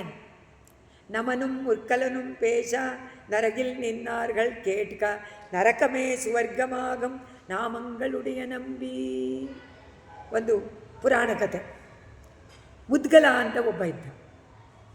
ಅವನು ಪಾಪ ಪುಣ್ಯ ಎರಡೂ ಇತ್ತು, ಎಲ್ಲ ಮಾಡ್ತಾ ಇದ್ದ. ಭಗವಂತನ ಮೇಲೆ ಅವನಿಗೆ ನಂಬಿಕೆ ಇತ್ತು. ಪಾಪನೂ ಮಾಡಿದ್ರಿಂದ ಅವನನ್ನು ಮೊದಲು ಕರ್ಕೊಂಡು ಹೋಗ್ಬಿಟ್ರು ನರಕಕ್ಕೆ. ಅವನು ಕೇಳ್ದ, ಯಮ ಕೇಳ್ದ, ನೀನೇನು ಮಾಡಿದೆ? ತಪ್ಪು ಮಾಡಿದ್ಯಾ, ಅದಕ್ಕೆ ನೀನು ಇಲ್ಲಿ ಬಂದಿದ್ಯಾ? ನಾನೇನು ತಪ್ಪು ಮಾಡಿದ್ದೀನಿ? ನಾನು ಭಗವಂತನ ನಾಮ ಸಂಕೀರ್ತನೆ ಮಾಡ್ತಾ ಇದ್ನಲ್ಲ, ಏನು ನಾರಾಯಣ ಮುಕುಂದ ಗೋವಿಂದ ಅಂತ ಹೇಳಿದ್ದೀನಲ್ಲ, 3 ಅಕ್ಷರ ಗೋವಿಂದ ಹೇಳಿದ್ದೀನಿ ನಾನು ಅಂದ. ಅವನು ಗೋವಿಂದ ಅಂತ ಯಮನಿಗೆ ಹೇಳ್ತಾ ಇದ್ದಾನೆ. ಅವನು ಪ್ರಶ್ನೆ ಮಾಡಿದಾಗ ಇವನು ಹೇಳಿದ್ದನ್ನು, ಇವರ ಸಂಭಾಷಣೆಯನ್ನು ಕೇಳಿಬಿಟ್ಟು ನರಕದಲ್ಲಿ ಎಲ್ಲ ಇಲ್ವೇ ಇಲ್ವಂತೆ, ಎಲ್ಲ ಹೊಟ್ಟೋಗ್ಬಿಟ್ಟಿರುತ್ತೆ. ನರಕಮೇ ಸ್ವರ್ಗಮಾಗು. ಯಮ ನೋಡ್ತಾನೆ, ಹಿಂದಕ್ಕೆ ನೋಡ್ತಾನೆ, ಯಾರೂ ಇಲ್ವೇ ಇಲ್ಲ. ಎಲ್ಲಿ ಹೋದರು ಅಂತ ನೋಡಿದ್ರೆ ನರಕದಲ್ಲಿ ಶಿಕ್ಷೆ ಅನುಭವಿಸ್ತಾ ಇದ್ದವರೆಲ್ಲ ಹೊಟ್ಟೋದ್ರಂತೆ. ಯಾಕೆ? ಅವರ ಸಂಭಾಷಣೆಯಲ್ಲಿ ಭಗವಂತನ ನಾಮ ಇತ್ತಲ್ಲ, ಆ ನಾಮವನ್ನು ಕೇಳಿದ ತಕ್ಷಣ ಇವರಿಗೆಲ್ಲ ಪಾಪ ಇಲ್ವೇ ಇಲ್ಲ. ಪಾಪ ಇಲ್ಲದೇ ಇರೋದ್ರಿಂದ ನರಕ. ಅದನ್ನೇ ಹೇಳ್ತಾರೆ ನಮ್ಮ ಆಳ್ವಾರು ಒಂದು ಪಾಶುರದಲ್ಲಿ. ನಮನು ಅಂದರೆ ಯಮ, ಮುದ್ಗಲನು ಪೇಶ. ಪೇಶ ಅಂದರೆ ಸಂಭಾಷಣೆ ಮಾಡ್ತಾ ಇದ್ದಾಗ ನರಕದಲ್ಲಿರುವಂಥವರು ಕೇಟ್ಕ ಕೇಳಿದ್ದಕ್ಕೆ ನರಕಮೇ ಸುಮರ್ಗವಾಗುಂ ನಾಮಂಗಳುಡಿಯ ನಂಬಿ அவனதூர் அரங்கமென்னாது அயர்த்து வீழ்ந்தழிய மாந்தர் ಮೂಂಡ್ರೆಳುತ್ತು ಉಡಿಯ ಪೇರಾಲ್ ಛತ್ತಿರ ಬಂದು ಮನ್ನೆ ಪರಾಂಗತಿ ಕಂಡುಕೊಂಡ. ಪಾಪಿಷ್ಟನಾದ ಕ್ಷತ್ರ ಬಂದು ಎಷ್ಟು ಘಾತಕ, ಎಷ್ಟು ಪಾಪಿಷ್ಟ. ಆದರೆ ಅವನಿಗೆ ಋಷಿಗಳು ಉಪದೇಶ ಮಾಡಿದಂಥ 3 ಅಕ್ಷರದ ಗೋವಿಂದ ನಾಮ ಅವನನ್ನು ಕಾಪಾಡಿಬಿಡ್ತಲ್ಲ. ಅವನು ಪಾಪವನ್ನೆಲ್ಲ ನೀಗಿಸಿಕೊಂಡು ಮುಕ್ತಿಯನ್ನು ಪಡ್ಕೊಂಡಲ್ಲ. ಅದರಿಂದ ನಾಮ ವೈಭವ ಬಹಳ ಸುಂದರವಾದದ್ದು. ನಾಮ ಸಂಕೀರ್ತನೆಯ ವೈಭವವನ್ನು ಈ ಚರಿತ್ರೆಯಲ್ಲಿ ಹೇಳಿ ಮುಗಿಸ್ತಾರೆ. ಈಗ ಚಿತ್ರಕೇತು, ಅದರ ಚರಿತ್ರೆ ಬರುತ್ತೆ. ಅದಾದ ಮೇಲೆ ಮುಖ್ಯವಾದ್ದು ನಮಗೆ ಇವತ್ತಿನ ದಿವಸ ಪ್ರಹ್ಲಾದ ಚರಿತ್ರೆ. ಪ್ರಹ್ಲಾದ ನಾರದ ಪರಾಶರ ಪುಂಡರೀಕ ಅಂತ ಪ್ರಹ್ಲಾದನಿಗೆ ಭಾಗವತದಲ್ಲಿ ಮುಂದೆ ಫಸ್ಟ್ ಪ್ಲೇಸ್ ಕೊಟ್ಟಿದೆ. ಭಾಗವತದಲ್ಲಿ ಪ್ರಹ್ಲಾದನಿಗೆ ಎಲ್ರಿಗೂ ಪ್ರಹ್ಲಾದ ಚರಿತ್ರೆ ಗೊತ್ತಿದೆ. ಇದನ್ನೇನು ಸಂಪೂರ್ಣವಾಗಿ ನಾವೇನು ಅಧ್ಯಯನ ಮಾಡಬೇಕಾಗಿಲ್ಲ. ಬಟ್ ಭಟ್ಟತಿರಿ, ನಾರಾಯಣ ಭಟ್ಟತಿರಿ ಪರಮಾತ್ಮನ ಮುಂದೆ ಕೂತು ಅವನು ಅನುಮೋದಿಸಿ ಅವನಿಗೆ ಸಂಕ್ಷಿಪ್ತವಾಗಿ ಹೇಳಿರುವಂತಹ ಸ್ತೋತ್ರ ಅಲ್ವಾ. ಅದರಿಂದ ಅವರ ಭಾಷೆಯಲ್ಲಿ ನಾವು ಕೇಳಿದ್ರೆ ಬಹಳ ಪರಮಾನಂದ ಉಂಟಾಗುತ್ತೆ. ಹಿರಣ್ಯಾಕ್ಷೇ ಪೋತ್ರಿ ಪ್ರವರ ವಪುಷ ದೇವಭವದ ಹತೆ ತೋಕ ಕ್ರೋಧ ಕ್ಲಪಿತ ಧೃತಿ ಏತಸ್ಯ ಸಗಜಗ ಹಿರಣ್ಯ ಪ್ರಾರಂಭಗ ಕಶಪು ಅಮರಾರಾತಿ ಸದಸಿ ಪ್ರತಿಜ್ಞಾಮಾತೇನೆ ತವ ಕಿಲ ಪದಾರ್ಥಂ ಮಧುರಿಪೋ. ನೆನ್ನೆ ನೋಡಿದ್ವಿ, ಸನಕ ಸನಂದಾದಿಗಳು ಕೋಪ ಮಾಡಿಕೊಂಡು ಶಾಪವನ್ನು ಕೊಟ್ಟರು. ಇಬ್ಬರು ಇಲ್ಲಿ ಬಂದು ಹುಟ್ಟುಬಿಟ್ರು. ಹಿರಣ್ಯಾಕ್ಷ ಹಿರಣ್ಯಕಶಿಪುವಾಗಿ, ಹಿರಣ್ಯಾಕ್ಷ ವರಾಹನಾಗಿ ಭೂಮಿಯನ್ನು ಹಿರಣ್ಯಾಕ್ಷನನ್ನು ಕೊಂದು ಪರಮಾತ್ಮ ವರಾಹ ರೂಪವನ್ನು ತಗೊಂಡು ಮಹಾವರಾಹನಾಗಿ ಭೂಮಿಯನ್ನು ರಕ್ಷಣೆ ಮಾಡಿದ ಅಂತ ನೋಡಿದ್ವಿ. ಅವನ ಅಣ್ಣ ಹಿರಣ್ಯಕಶಿಪು, ಹಿರಣ್ಯಾಕ್ಷೆ. ಈಗ ಮಧುಸೂದನಂದ ಕೊಂದಂತಹ ದೇವ ಅಂತ ಇವನು ಸಂಬೋಧನೆ ಮಾಡ್ತಾರೆ. ಏ ಗುರುವಾಯೂರಪ್ಪ, ನೀನೇ ತಾನೇ ಮಧುಸೂದನ. ವರಾಹ ರೂಪ ನಿನ್ನಿಂದ ಹಿರಣ್ಯಾಕ್ಷನನ್ನು ಕೊಂದುಬಿಟ್ಟ. ಹಿರಣ್ಯಕಶಿಪುಗೆ ಕೋಪ ಬಂದುಬಿಡ್ತು. ಆ ಶ್ರೀಹರಿನ ಕೊಂದಿದ್ದು ನನ್ನ ತಮ್ಮನನ್ನು, ನಾನು ಸೇಟ್ ತೀರಿಸ್ಕೊಳ್ಳದೆ ಇರೋದೇ ಇಲ್ಲ, ನಾನು ಹೇಗಾದರೂ ಮಾಡಿ ಅವನನ್ನು ಕೊಂದೇ ಕೊಲ್ತೀನಿ ಅಂತ ಪ್ರತಿಜ್ಞೆ ಮಾಡಿಬಿಟ್ರೆ. ಆದರೆ ಹಿರಣ್ಯಾಕ್ಷನ ಹೆಂಡತಿಗೂ ಹಿರಣ್ಯಾಕ್ಷನ ತಾಯಿಗೂ ಉಪದೇಶ ಮಾಡ್ತಾನೆ. ಏನನ್ನ? ವೇದಾಂತವನ್ನು. ನೀವು ಯಾಕೆ ಕಳ್ತಾ ಇದ್ದೀರಾ? ಎಲ್ಲರೂ ಒಂದು ದಿವಸ ಹೋಗಲೇಬೇಕಲ್ಲ ಇಲ್ಲಿಂದ ಅಂತ. ಇವನು ಮಾತ್ರ ಇಲ್ಲ, ಅವರಿಗೆಲ್ಲ ಉಪದೇಶ ಮಾಡ್ತಾನೆ. ಅವರಿಗೆಲ್ಲ ಉಪದೇಶ ಮಾಡಿ ಅವರಿಗೆ ಸಮಾಧಾನ ಮಾಡ್ತಾನೆ ಹಿರಣ್ಯಕಶಿಪು. ಅವನು ಇದಕ್ಕಾಗೇನು ಮಾಡ್ದ? ಘೋರವಾದ ತಪಸ್ಸನ್ನು ಆಚರಣೆ ಮಾಡಿದ. ತಪಸ್ಸನ್ನು ಆಚರಣೆ ಮಾಡಿ ವಿಧಾತಾರಂ ಘೋರಂ ಸಕಲ ತಪಸ್ಸಿತ್ವಾನ ಚಿರತಕ. ಚತುರ್ಮುಖ ಬ್ರಹ್ಮವರೆಗೂ ತಪಸ್ಸು. ಅಂದರೆ ಅವನ ತಪಸ್ಸಿನಿಂದ ಏನಾಯಿತು? ಅವನ ಶರೀರವೆಲ್ಲ ತಿಂದೋಗ್ಬಿಡ್ತು. ಎಲ್ಲ ತಿಂದೋಗ್ಬಿಟ್ಟು ಕಾಣಿಸ್ತಾನೇ ಇಲ್ವಂತೆ, ಬರೀ ಅವನ ಆತ್ಮ ಜ್ಯೋತಿ ಮಾತ್ರ ಕಾಣಿಸ್ತಾ ಇದ್ದಾನೆ. ಚತುರ್ಮುಖ ಬ್ರಹ್ಮ ಬಹಳ ಸಂತುಷ್ಟನಾದ, ಉದಾರದಿಂದ ಸಾವು ಉಂಟಾಗಬಾರ್ದು ನನಗೆ ಅಂತ ಅವನು ಬಂದ ತಕ್ಷಣ ವರವನ್ನು ಕೇಳ್ಕೊಂಡ. ಅದರಿಂದ ಬೇಡ ಇದರಿಂದ ಬೇಡ ಅಂತ ಪಟ್ಟಿ ಮಾಡಿ, ಕೆಳಗೆ ಬೇಡ, ಮೇಲ್ ಬೇಡ, ಹೊರಗೆ ಬೇಡ, ಒಳಗೆ ಬೇಡ, ಆಯುಧ ಬೇಡ, ಇದು ಬೇಡ, ಮನುಷ್ಯ ಬೇಡ, ನರ ಬೇಡ, ಪ್ರಾಣಿ ಬೇಡ, ಎಲ್ಲ ಬೇಡ, ಬೇಕು ಅಂತೆಲ್ಲ ಕೇಳಿ ಮರ್ತುಬಿಟ್ಟ. ನಿನ್ನಿಂದ ಸೃಷ್ಟಿಯಾದ ಯಾವ ವಸ್ತುವಿನಿಂದಲೂ ನನಗೆ ಮರಣ ಬೇಡ ಅಂತ. ಹಾಗೆ ಗೆದ್ದೆ ಅಂತ. ಚತುರ್ಮುಖ ಬ್ರಹ್ಮ ಯಾವಾಗಲೂ ಇವರೆಲ್ಲ ಹಾಗೇನೆ ತಪಸ್ಸಿಗೆ ಸಂತುಷ್ಟರಾಗಿ ತಥಾಸ್ತು ಅಂತ ಬಿಡ್ತಾರೆ, ಯೋಚನೆಯೇ ಮಾಡೋದಿಲ್ಲ. ಅದಕ್ಕೆ ಇವನು ನೋಡ್ದ, ಇವನಿಗೆ ಪುಕ ಶತ್ರುಮುಖ ಬ್ರಹ್ಮನಿಗೆ ಎಲ್ಲ ಇವನಿಗೆ ಕೇಳ್ತಾ ಇದ್ದಾನೆ ಬಟ್ಟಿ ಮಾಡಿ. ಆಮೇಲೆ ಕಡೆಗೆ ಒಂದು ವರ್ಡ್ ಹಾಕಿದ ತಕ್ಷಣ ಅಬ್ಬಾ ಬದುಕದೆ ನಾನು ಅಂದ. ಏನು? ನಿನ್ನ ಸೃಷ್ಟಿಯಲ್ಲಿ ಯಾವುದರಿಂದಲೂ ನನಗೆ ಬೇಡ ಅಂದ್ಬಿಟ್ಟ. ಈಗ ಚತುರ್ಮುಖ ಸೃಷ್ಟಿಯಲ್ಲಿ ಯಾರಿದ್ದಾರೆ? ಎಲ್ಲ ಇವರೇ ಇರೋದು, ಬೇರೆ ಚೇತನರು. ಪರಮಾತ್ಮ ಸೃಷ್ಟಿ ತಾನೇ ಮೇಯ್ನು, ಅದನ್ನು ಮರೆತು ಬಿಟ್ಟ. ಅದನ್ನು ಕೇಳಲಿಲ್ಲ. ನರ ಬೇಡ ಪ್ರಾಣಿ ಬೇಡ ಅಂತ ಕೇಳ್ಕೊಂಡ್ಬಿಟ್ಟಿದ್ದಾನೆ. ಅದರಿಂದ ಅವನು ಉಂಟಾಗಬಾರದು ಅಂತ ವರವನ್ನು ಕೇಳಿಕೊಂಡ. ಜಗತ್ತನ್ನೆಲ್ಲ ಹಿಂಸೆ ಮಾಡೋಕ್ಕೆ ಶುರು ಮಾಡಿದ. ಇವಾಗ ಅಧಿಕಾರ ಇದೆ, ಮನಸ್ಸಿನಲ್ಲಿ ದ್ವೇಷ ಇದೆ, ಸೇಡು ತೀರಿಸ್ಕೊಳ್ಬೇಕು, ಆ ಹರಿ ಹತ್ರ ಅಂತ ಬೇರೆ ಇದೆ ಮನಸ್ಸಿನಲ್ಲಿ. ಜೊತೆಗೆ ಎಲ್ಲ ಅಧರ್ಮ ಉಂಟಾಗುವಂತೆ ಜಗತ್ತಿನಲ್ಲಿ ಬರೀ ಹಿಂಸೆ ಮಾಡೋಕ್ಕೆ ಶುರು ಮಾಡಿದ. ಇಂದ್ರನಿಂದ ಸ್ವರ್ಗವನ್ನು ಕಿತ್ಕೊಂಡು ಬಿಟ್ಟ ಹಿರಣ್ಯಕಶಿಪು. ಅದನ್ನೇ ಹೇಳ್ತಾರೆ, ನಿಘಂತುಂ ತ್ವಾಂ ಪೂಯಗ, ಏ ಗುರುವಾಯೂರಪ್ಪ. ಅವನು ನಾನೇ ಗೆದ್ದೆ ಅಂತ ಭಾವಿಸ್ಕೊಂಡು ಬಿಟ್ಟ ಹಿರಣ್ಯಕಶಿಪು. ನಿನ್ನನ್ನು ಕೊಲ್ಲಕ್ಕೆ ವೈಕುಂಠವನ್ನೂ ಕೂಡ ಅವನು ಹೋಗ್ತೀನಿ ಅಂತ ನಿಶ್ಚಯ ಮಾಡಿಕೊಂಡ. ಆದರೆ ನೀನು ಅವನ ಒಳಗೆ ಸೂಕ್ಷ್ಮ ರೂಪದಲ್ಲಿ ಹೋದೆ ಅಂತಾರೆ ಇದ್ರಲ್ಲಿ. ಏನು ಮಾಡಿದೆ? ಬಹಿರ್ದೃಷ್ಟೇಗೆ ಅಂತರ್ದದಿತ ಹೃದಯೇ ಸೂಕ್ಷ್ಮ ವಪುಷ. ಹೊರಗಿನ ಇವನ ಚಿಂತನೆ ಎಲ್ಲ ಕಂಡು ನೀನೇನು ಮಾಡಿದೆ? ಅವನ ಒಳಗಡೆನೇ ಹೋದೆ ಅಂತ. ಹಿರಣ್ಯಕಶಿಪುವಿನ ಹೃದಯದ ಒಳಗೆ ಸೂಕ್ಷ್ಮ ರೂಪದಲ್ಲಿ ಅವನ ಹೊರಗಿನ ಕಣ್ಣುಗಳಿಂದ ಮಾಯವಾಗಿಬಿಟ್ಟು ಆಗ ಅವನು ಭಿಯಾಯಾತಂ ನೋಡ್ದ, ನೀನು ಓಡಿದೆ ಅಂತ ಭಾವಿಸ್ಕೊಂಡ್ಬಿಟ್ಟ. ಮತ್ತೆ ಉಚ್ಚೈಹಿ ವದನ್, ಅಟ್ಟಹಾಸ ಮಾಡ್ತಾ. ಅಟ್ಟಹಾಸ ಮಾಡ್ದ ಮೃಗಯನ್ನು ನಿನಗಾಗಿ ಹುಡುಕ್ತಾ ಬಂದ ಅಂತ ಹೇಳಿ ಹಿರಣ್ಯಾಕ್ಷ, ಹೇ ವರದ. ನಂತರದಲ್ಲಿ ಹಿರಣ್ಯಕಶಿಪುವಿಗೆ ತಾಯಿಯ ಗರ್ಭದಲ್ಲಿರುವಾಗಲೇ ವೀಣಾಪಾಣಿಯಾದಂತಹ ನಾರದರಿಂದ ಅಧಿಗತ. ಈಗ ಏನಾಯಿತು? ಹಿರಣ್ಯಕಶಿಪು ಚತುರ್ಮುಖ ಬ್ರಹ್ಮನಿಂದ ವರ ಪಡ್ಕೊಂಡು ಕಡೆಗೆ ಅಲ್ಲಿ ಬಂದು ನೋಡ್ತಾನೆ, ತನ್ನ ಹೆಂಡತಿ ಇಲ್ಲ. ಹುಡುಕೊಂಡು ಹೋಗಿ ನಾರದರ ಆಶ್ರಮದಲ್ಲಿ ಇದ್ದಂತಹ ತನ್ನ ಹೆಂಡತಿಯನ್ನು ಕರ್ಕೊಂಡು ಬರ್ತಾರೆ. ಮಗು ಹುಟ್ಟಿದೆ, ಪ್ರಹ್ಲಾದ. ಅವಳನ್ನು ಇಂದ್ರ ಕರ್ಕೊಂಡು ಹೋಗಬೇಕು ಅಂತ ನೋಡಿ ಗರ್ಭವತಿಯಾಗಿದ್ದಾಗ, ಇವನು ತಪಸ್ಸಿಗೆ ಹೋದಾಗ ಅವಳು ಗರ್ಭವತಿ. ಅದರಿಂದ ಅವಳನ್ನು ಕೊಂದು ಬಿಡ್ತೀನಿ ಅಂತ ಅಂದ್ಕೊಂಡು, ಯಾಕೆಂದರೆ ಅವನ ಇದನ್ನೇ ತೊಗೊಂಡ್ಬಿಟ್ಟಿದ್ದಾನೆ, ಇಂದ್ರನ ಸ್ವರ್ಗಾದಿ ಲೋಕವನ್ನೇ ಇವನು ಅಟ್ಟಹಾಸದಿಂದ ತೆಗೆದಿಟ್ಕೊಂಡಿದ್ದಾನೆ. ಅದರಿಂದ ಇಂದ್ರ ನೋಡ್ದ, ಈ ಮಗು ಉಳಿಸಬಾರ್ದು, ಇನ್ನು ನಮಗೆ ಆಮೇಲೆ ಅವಕಾಶವಿಲ್ಲ ಅಂಥೇಳಿ ಕತ್ತರಿಸಿಬಿಡಬೇಕು, ಕೊಂದು ಬಿಡಬೇಕು ಅಂತ ಹೇಳ್ಕೊಂಡು ಹೋಗ್ತಾ ಇದ್ದಾನೆ. ನಾರದರು ಬಂದರು, ಅಪ್ಪ ಯಾತಕ್ಕೆ ಈ ಥರ ಮಾಡ್ತೀಯ? ಆ ಮಗು ತುಂಬ ನಿನಗೆ ಸಹಾಯ ಮಾಡೋದಕ್ಕೇನೆ ಹುಟ್ಟತ್ತಪ್ಪ, ಬಿಟ್ಟುಬಿಡು ಅಂತ ಹೇಳಿ ಕರ್ಕೊಂಡು ಹೋಗಿ ಉಪದೇಶ ಮಾಡ್ತಾರೆ. ಏನು ಉಪದೇಶ ಮಾಡ್ತಾರೆ? ಅವಳಿಗೆ, ತಾಯಿಗೆ, ಅವಳು ಪೂರ್ಣ ಗರ್ಭವತಿ, ಏನು ಕೇಳಿದ್ರು ಯಾವಾಗಲೂ ನಿದ್ದೆ ಮಾಡ್ತಾ ಇರ್ತಾಳೆ. ಆದರೆ ಅವರ ಉಪದೇಶವನ್ನೆಲ್ಲ ಕೇಳಿದ್ದು, ನಾರದರ ಉಪದೇಶ. ಆ ಗರ್ಭದಲ್ಲಿರುವಂತಹ ಶಿಶುವಾದಂಥ ಪ್ರಹ್ಲಾದ ಅವನಲ್ಲಿದ್ದ. ಅದಕ್ಕೆ ಈಗೆಲ್ಲ ಈ ಚರಿತ್ರೆ ಎಲ್ರಿಗೂ ಗೊತ್ತಿರೋದ್ರಿಂದ ಈಗ ಒಂದು ಸಂತೋಷದ ಸುದ್ದಿ ಏನು ಅಂತಂದರೆ, ಯಾರು ಹೆಣ್ಣು ಮಕ್ಕಳಿಗೆ ಗೊತ್ತಿರುತ್ತೋ ಗರ್ಭವತಿ ಆದಾಗ ಈ ಚರಿತ್ರೆ ಕೇಳಿರ್ತಾರೋ, ಡಾಕ್ಟರ್ಗೆ ಹೇಳ್ತಾರೆ ಸಹಸ್ರನಾಮ ಹಾಕಿ ಡಾಕ್ಟ್ರೇ. ಕೆಲವರು ಡಾಕ್ಟ್ರು ಈಗೆಲ್ಲ ಅದನ್ನು ಪ್ರಾಕ್ಟೀಸ್ ಮಾಡ್ಕೊಳ್ತಾ ಇದ್ದಾರೆ. ಲೇಬರ್ ವಾರ್ಡಲ್ಲಿ ಒಳ್ಳೆಯ ಸ್ತೋತ್ರಗಳನ್ನು, ಪರಮಾತ್ಮನ ವಿಷಯವನ್ನು ಹಾಕಿ ಕೇಳಬೇಕು. ಅದನ್ನು ಅಡ್ವೈಸು ಮಾಡೋರು ಈಗ ಆರಂಭ ಮಾಡಿದ್ದಾರೆ. ನೋಡೋಣ, ನಮ್ಮ ಕಲಿಯುಗ ಕೃತಿಯುಗ ಆಗತ್ತ. ನಮ್ಮ ಆಳ್ವಾರ ಹೇಳೋ ಹಾಗೆ, ಪೊಲಿಗ ಪೋಯಿತ್ತು ವಲ್ಲುಯರು ಶಾಪ ಮುಂದೆ. ಎಲ್ಲ ಶಾಪ ಹೋಗಿ ಕಲಿಯುಗವೇ ಕೃತಿಯುಗವಾಗಿಬಿಡುತ್ತೆ. ಎಲ್ಲರೂ ಕೂಡ ಯಾವಾಗ ನಮ್ಮ 3 ಜನ ಇದ್ದಾರಲ್ಲ, ರಾಮಾನುಜ ದರ್ಶನ, ಶಂಕರ ದರ್ಶನ ಮತ್ತು ದ್ವೈತದ ದರ್ಶನ, ದ್ವೈತ ಅದ್ವೈತ ವಿಶಿಷ್ಟಾದ್ವೈತ ಎನ್ನುವಂತಹ 3 ದರ್ಶನಗಳು ಇದೆ. ಎಲ್ಲ ದರ್ಶನದವರು ಒಂದೇ ಒಂದು ಹೇಳೋದು, ಪರಮಾತ್ಮನ ಭಕ್ತಿಯನ್ನು ಮಾಡದೇ ಇದ್ದರೆ ಮೋಕ್ಷ ಇಲ್ಲ ಅಂತ. ಎಲ್ಲರೂ ಒಪ್ಕೊಂಡ್ಬಿಟ್ಟಿದ್ದಾರೆ, 3 ಜನನೂ ಒಪ್ಕೊಂಡು. ಆದರೆ ಅವರ ಪರಮಾತ್ಮನ ಮತ್ತು ಜೀವಾತ್ಮನ ವಿಷಯದಲ್ಲಿ ಸ್ವಲ್ಪ ಚಿಂತನೆ ಬೇರೆಯಾಗಿದೆ ಅಷ್ಟೇ. ಅದರಿಂದ ಇದು ಏನು ತುಂಬ ದೊಡ್ಡದಂತಲ್ಲ, ದೊಡ್ಡದಾಗಿ ಜಗಳ ಮಾಡುವಂಥದ್ದಲ್ಲ. ಆದರೆ ನಡೀತಾ ಇರುತ್ತೆ, ಇದು ಮೊದಲಿಂದನೂ ನಡ್ಕೊಂಡು ಬರ್ತಾ ಇದೆ, ಅದು ನಡೆಯುತ್ತೆ.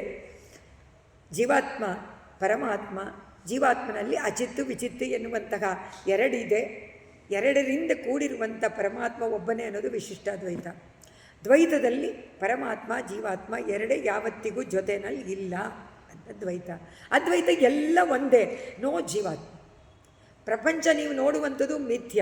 ಯಾತಕ್ಕೆಂದರೆ ನೀವು ಕನಸಿನಲ್ಲಿ ನೋಡ್ತೀರಲ್ಲ, ಕನಸಲ್ಲಿ ನೋಡಿದ್ದೆಲ್ಲ ನಿಮ್ಮನ್ನೇ ನೀವು ನೋಡ್ಕೊಳ್ತೀರ, ಅದು ಸುಳ್ಳು ತಾನೆ, ಅದು ಸುಳ್ಳ?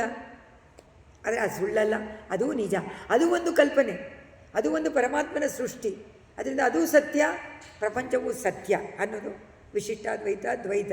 ಆದರೆ ಅದ್ವೈತದಲ್ಲಿ ಪ್ರಪಂಚ ಮಿಥ್ಯ ಅಂತಾರೆ, ಜಗನ್ಮಿಥ್ಯ, ಹರಿ ಸತ್ಯ, ಅವನೊಬ್ಬರೇ ಸತ್ಯ. ಅಂದರೆ ಅದು ನೀವು ಆ ಥರ ನೋಡಿದಾಗ ಎಲ್ಲ ಬ್ರಹ್ಮಮಯಂ ಜಗತ್. ಆದರೆ ಅದು ಬರೋದಿಲ್ವಲ್ಲ, ಎಷ್ಟು ಅದ್ವೈತ ಪ್ರಚಾರ ಮಾಡಿದ್ರೂ ನಾನು ನೋಡ್ತಾ ಇರೋದು ಎಲ್ಲವೂ ಬ್ರಹ್ಮನೇ ಅಂತ ಬಂದಿದೆಯಾ? ಯಾರಿಗೆ ಬಂದಿದೆ? ಎಷ್ಟು ಜನಕ್ಕೆ ಬಂದಿದೆ? ಬರಕ್ಕೆ ಸಾಧ್ಯ ಇಲ್ಲ, ಕಷ್ಟ. ಅದ್ವೈತ ತುಂಬ ಕಷ್ಟ ಅರ್ಥ ಮಾಡ್ಕೊಳ್ಳೋದು. ಪರಮಾತ್ಮ ಇದಾನೆ ಅಂತ ಅರ್ಥ ಮಾಡ್ಕೊಳ್ಳೋಕ್ಕೆ ನಮಗೆ ದೇವಸ್ಥಾನ, ಅರ್ಚಾರೂಪ, ಅವನ ರೂಪದಲ್ಲಿ ಅಂತರ್ಯಾಮಿಯಾಗಿದ್ದಾನೆ, ಇದು ಸುಲಭ. ಯಾಕೆಂತಂದರೆ ಪರಮಾತ್ಮ ಆ ಮೂರ್ತಿನಲ್ಲಿ ಇದ್ದಾನೆ ಅನ್ನೋದು ನಮಗೆ ಕಾಣಿಸುತ್ತಲ್ವ, ಪ್ರತಿಷ್ಠೆ ಮಾಡ್ತಾನಲ್ವ. ಆದ್ದರಿಂದ ಪ್ರತಿಷ್ಠೆ ಮಾಡಿರೋದ್ರಿಂದ ಪರಮಾತ್ಮ ಅಲ್ಲಿದ್ದಾನೆ ಅಂತ ನಾವು ಅಂದ್ಕೊಳ್ಬೋದು. ಈಗ ರಾಮಕೃಷ್ಣಾದಿ ಅವತಾರಗಳನ್ನು ಮಾಡಿದ್ದಾನೆ ಭಗವಂತ ಅಂದರೆ ಅವತಾರ ರಹಸ್ಯದಲ್ಲಿ ಭಗವದ್ಗೀತೆಯಲ್ಲಿ ಅವನೇ ಹೇಳ್ಕೊಂಡಿದ್ದಾನೆ, ನನ್ನ ಈ ಅವತಾರ ರಹಸ್ಯವನ್ನು ಯಾರು ಕೇಳ್ತಾರೋ ಅವರಿಗೆ ಮೋಕ್ಷ. ಅವತಾರ ರಹಸ್ಯ ಏನು? ನಾನೇ ಮಾಡಿದ್ದು ಈ ಅವತಾರಗಳನ್ನೆಲ್ಲ, ನನ್ನ ಇದೇ ಸರ್ವಧರ್ಮಾನ್ ಪರಿತ್ಯಜ್ಯ ಅಂತ ಹೇಳಿದ್ನಲ್ಲ. ಯಾಕೆ ಹೇಳಿದೆ ಅಂದರೆ, ನಾನು ನನ್ನಲ್ಲಿ ಶರಣಾಗತಿ ಮಾಡಿದವರಿಗೆ ನಾನು ಮೋಕ್ಷವನ್ನು ಕೊಡ್ತೀನಿ ಅಂದೆ. ಆದರೆ ನಾನು ಬಂದಾಗ, ನಾನು ಇದ್ದಾಗ ನನ್ನಲ್ಲಿ ನೀವು ಮಾಡಬೇಕು. ಆದರೆ ನಾನು ಅವತಾರ ಮಾಡಿದಾಗ ನೀವು ಇಲ್ಲದೇ ಇದ್ದರೆ, ನಾನು ಪರಮಾತ್ಮ ಅಂತ ಗೊತ್ತಾಗದೇ ಇದ್ದರೆ ನೀನು ಶರಣಾಗತಿ ಮಾಡೋಕ್ಕಾಗಲ್ಲ. ಅದರಿಂದ ಸುಲಭದ ಉಪಾಯ ಅರ್ಚಾಮೂರ್ತಿಯನ್ನು ನೋಡಿ ಶರಣಾಗತಿಯನ್ನು ಮಾಡೋದು ಇಲ್ವಾ? ಇಲ್ಲಿ ರಾಮನನ್ನು ನೋಡ್ತೀವಿ, ಅಪ್ಪ ನೀನೇ ಹೇಳಿದೀಯಾ ಸಕೃದೇವ ಪ್ರಪನ್ನಾಯ ತವಾಸ್ಮೀತಿ ಯಾಚತೆ, ಹೇಳಿದಾನೋ ಇಲ್ವೋ ರಾಮ? ಯಾರು ನನ್ನನ್ನು ಸಕೃದಪಿ ಅಂದರೆ ಒಂದೇ ಒಂದು ಬಾರಿ ನಾನು ನಿನ್ನವನೂ ಅಂತ ನೀನೇ ನನಗೆ ರಕ್ಷಕ ಯಾಚನೆ ಮಾಡಿದರೆ ನಾನು ನಯಾಮಿ ಪರಮಾಂಗತಿ. ವರಹನೂ ಹೇಳ್ತಾನೆ, ನೀನು ಒಂದು ಸತಿ ನಾನು ನಿನ್ನವನು ಅಂತ ಹೇಳು, ನೀನು ಕಾಷ್ಟಪಾಷಾಣ ಸನ್ನಿಭವನಾಗಿದ್ದರೂ ನಾನು ನಿನ್ನನ್ನು ಮೋಕ್ಷಕ್ಕೆ ನಾನೇ ಕರ್ಕೊಂಡು ಹೋಗ್ತೀನಿ, ನಿನಗೆ ಅಂತ್ಯಕಾಲ ಸ್ಮರಣೆ ಬರುವಂತೆ ನಾನೇ ಮಾಡ್ತೀನಿ ಅಂತಾನೆ ಪರಮಾತ್ಮ. ಸೊ ಯಾವುದು ಸುಲಭ? ಅಂತ್ಯಕಾಲದಲ್ಲಿ ಸ್ಮರಣೆಯನ್ನು ಕೊಟ್ಟು ಕರ್ಕೊಂಡು ಹೋಗೋದು ಸುಲಭ ಅಲ್ವಾ? ಹಾಗೆ ಕರ್ಕೊಂಡು ಹೋದರೆ ತುಂಬ ಒಳ್ಳೆಯದು ಅಂತ ಹೇಳ್ತಾರೆ. ಅದರಿಂದ ಪ್ರಹ್ಲಾದ ಚರಿತ್ರೆಯಲ್ಲಿ ನಮಗೇನು ಸಿಗುತ್ತೆ ಅಂತಂದರೆ, ಅಂತರ್ಬಹಿಚ್ಚ ತತ್ಸರ್ವಂ ವ್ಯಾಪ್ಯ ನಾರಾಯಣ ಸ್ಥಿತಃ. ಒಳಗಡೆಯೂ ಇದ್ದಾನೆ, ಹೊರಗಡೆಯೂ ಇದ್ದಾನೆ, ಎಲ್ಲೆಲ್ಲೂ ಇದ್ದಾನೆ. ಯಾವುದನ್ನು ನೋಡಿದ್ರೂ ಪರಮಾತ್ಮ ಅದರೊಳಗಡೆ ಇದ್ದಾನೆ. ಯಾವ ಒಂದು ವಸ್ತುವು ಹೇಯವಲ್ಲ, ಹೇಯ ಅಂದರೆ ಬೇಡದ್ದಲ್ಲ, ಕೆಟ್ಟದ್ದಲ್ಲ. ಅವನ ಸೃಷ್ಟಿಯಲ್ಲಿ ಅವನು ಸೃಷ್ಟಿಯನ್ನು ಮಾಡಿ ಅಂತಃಪ್ರವಿಷ್ಟವಾಗಿ ನಿಯಂತ್ರವಾಗಿ ಒಳಗಡೆನೇ ಇದ್ದು ಎಲ್ಲ ಕಾರ್ಯವನ್ನು ಮಾಡಿಸ್ತಾ ಇರೋದ್ರಿಂದ ಅವನೇ ಸರ್ವೇಶ್ವರ. ಅದರಿಂದ ಅಂತರ್ಬಹಿಶ್ಚ ತತ್ಸರ್ವಂ, ಸರ್ವ ಒಂದೊಂದರಲ್ಲೂ ಇರೋದ್ರಿಂದ ಅದನ್ನು ತೋರ್ಸೋಕ್ಕೋಸ್ಕರ ಅಂತರ್ ಎಲ್ಲದರಲ್ಲೂ ನಾನಿದ್ದೀನಿ ಅಂತರ್ಯಾಮಿತ್ವವನ್ನು ತೋರ್ಸೋಕ್ಕೋಸ್ಕರ ನರಸಿಂಹ ಅವತಾರ. ಪ್ರಹ್ಲಾದ, ಹಿರಣ್ಯಾಕ್ಷ, ಹಿರಣ್ಯಕಶಿಪು, ಈಗ ಅವನ ಅಟ್ಟಹಾಸ. ಆದರೆ ಆ ಮಗನಿಗೆ ನಾರದರ ಉಪದೇಶದಿಂದ ಜ್ಞಾನ ಬಂದ್ಬಿಡ್ತು, ಆತ್ಮಜ್ಞಾನ. ಹಿರಣ್ಯಕಶಿಪು ನೋಡ್ದ ಮಗುವಿಗೆ, ಅವರಿಗೆ 4 ಜನ ಮಕ್ಕಳು, ಪ್ರಹ್ಲಾದ, ಕ್ಲಾದ, ನಿಕ್ಲಾದ, ಆಕ್ಲಾದ ಅನ್ನುವಂಥ 4 ಜನ. ಇವನವನು ದೊಡ್ಡವನು ಪ್ರಹ್ಲಾದ. ತಥಾಸ್ಯ ಪ್ರಹ್ಲಾದಗ ಸಮಜನಿಸತೋ ಗರ್ಭವಸತೌ ಮುನೇಗೆ ವೀಣಾಪಾಣೇಗೆ ಅಧಿಗತ ಭಕ್ತಿ ವಯಮ. ಅವರಿಗೆ ಪರಮಭಕ್ತಿ ಉಂಟಾಯಿತು ಗುರುವಾಯೂರಪ್ಪ ನಿನ್ನ ಮೇಲೆ ನಾರದರ ಉಪದೇಶದಿಂದ.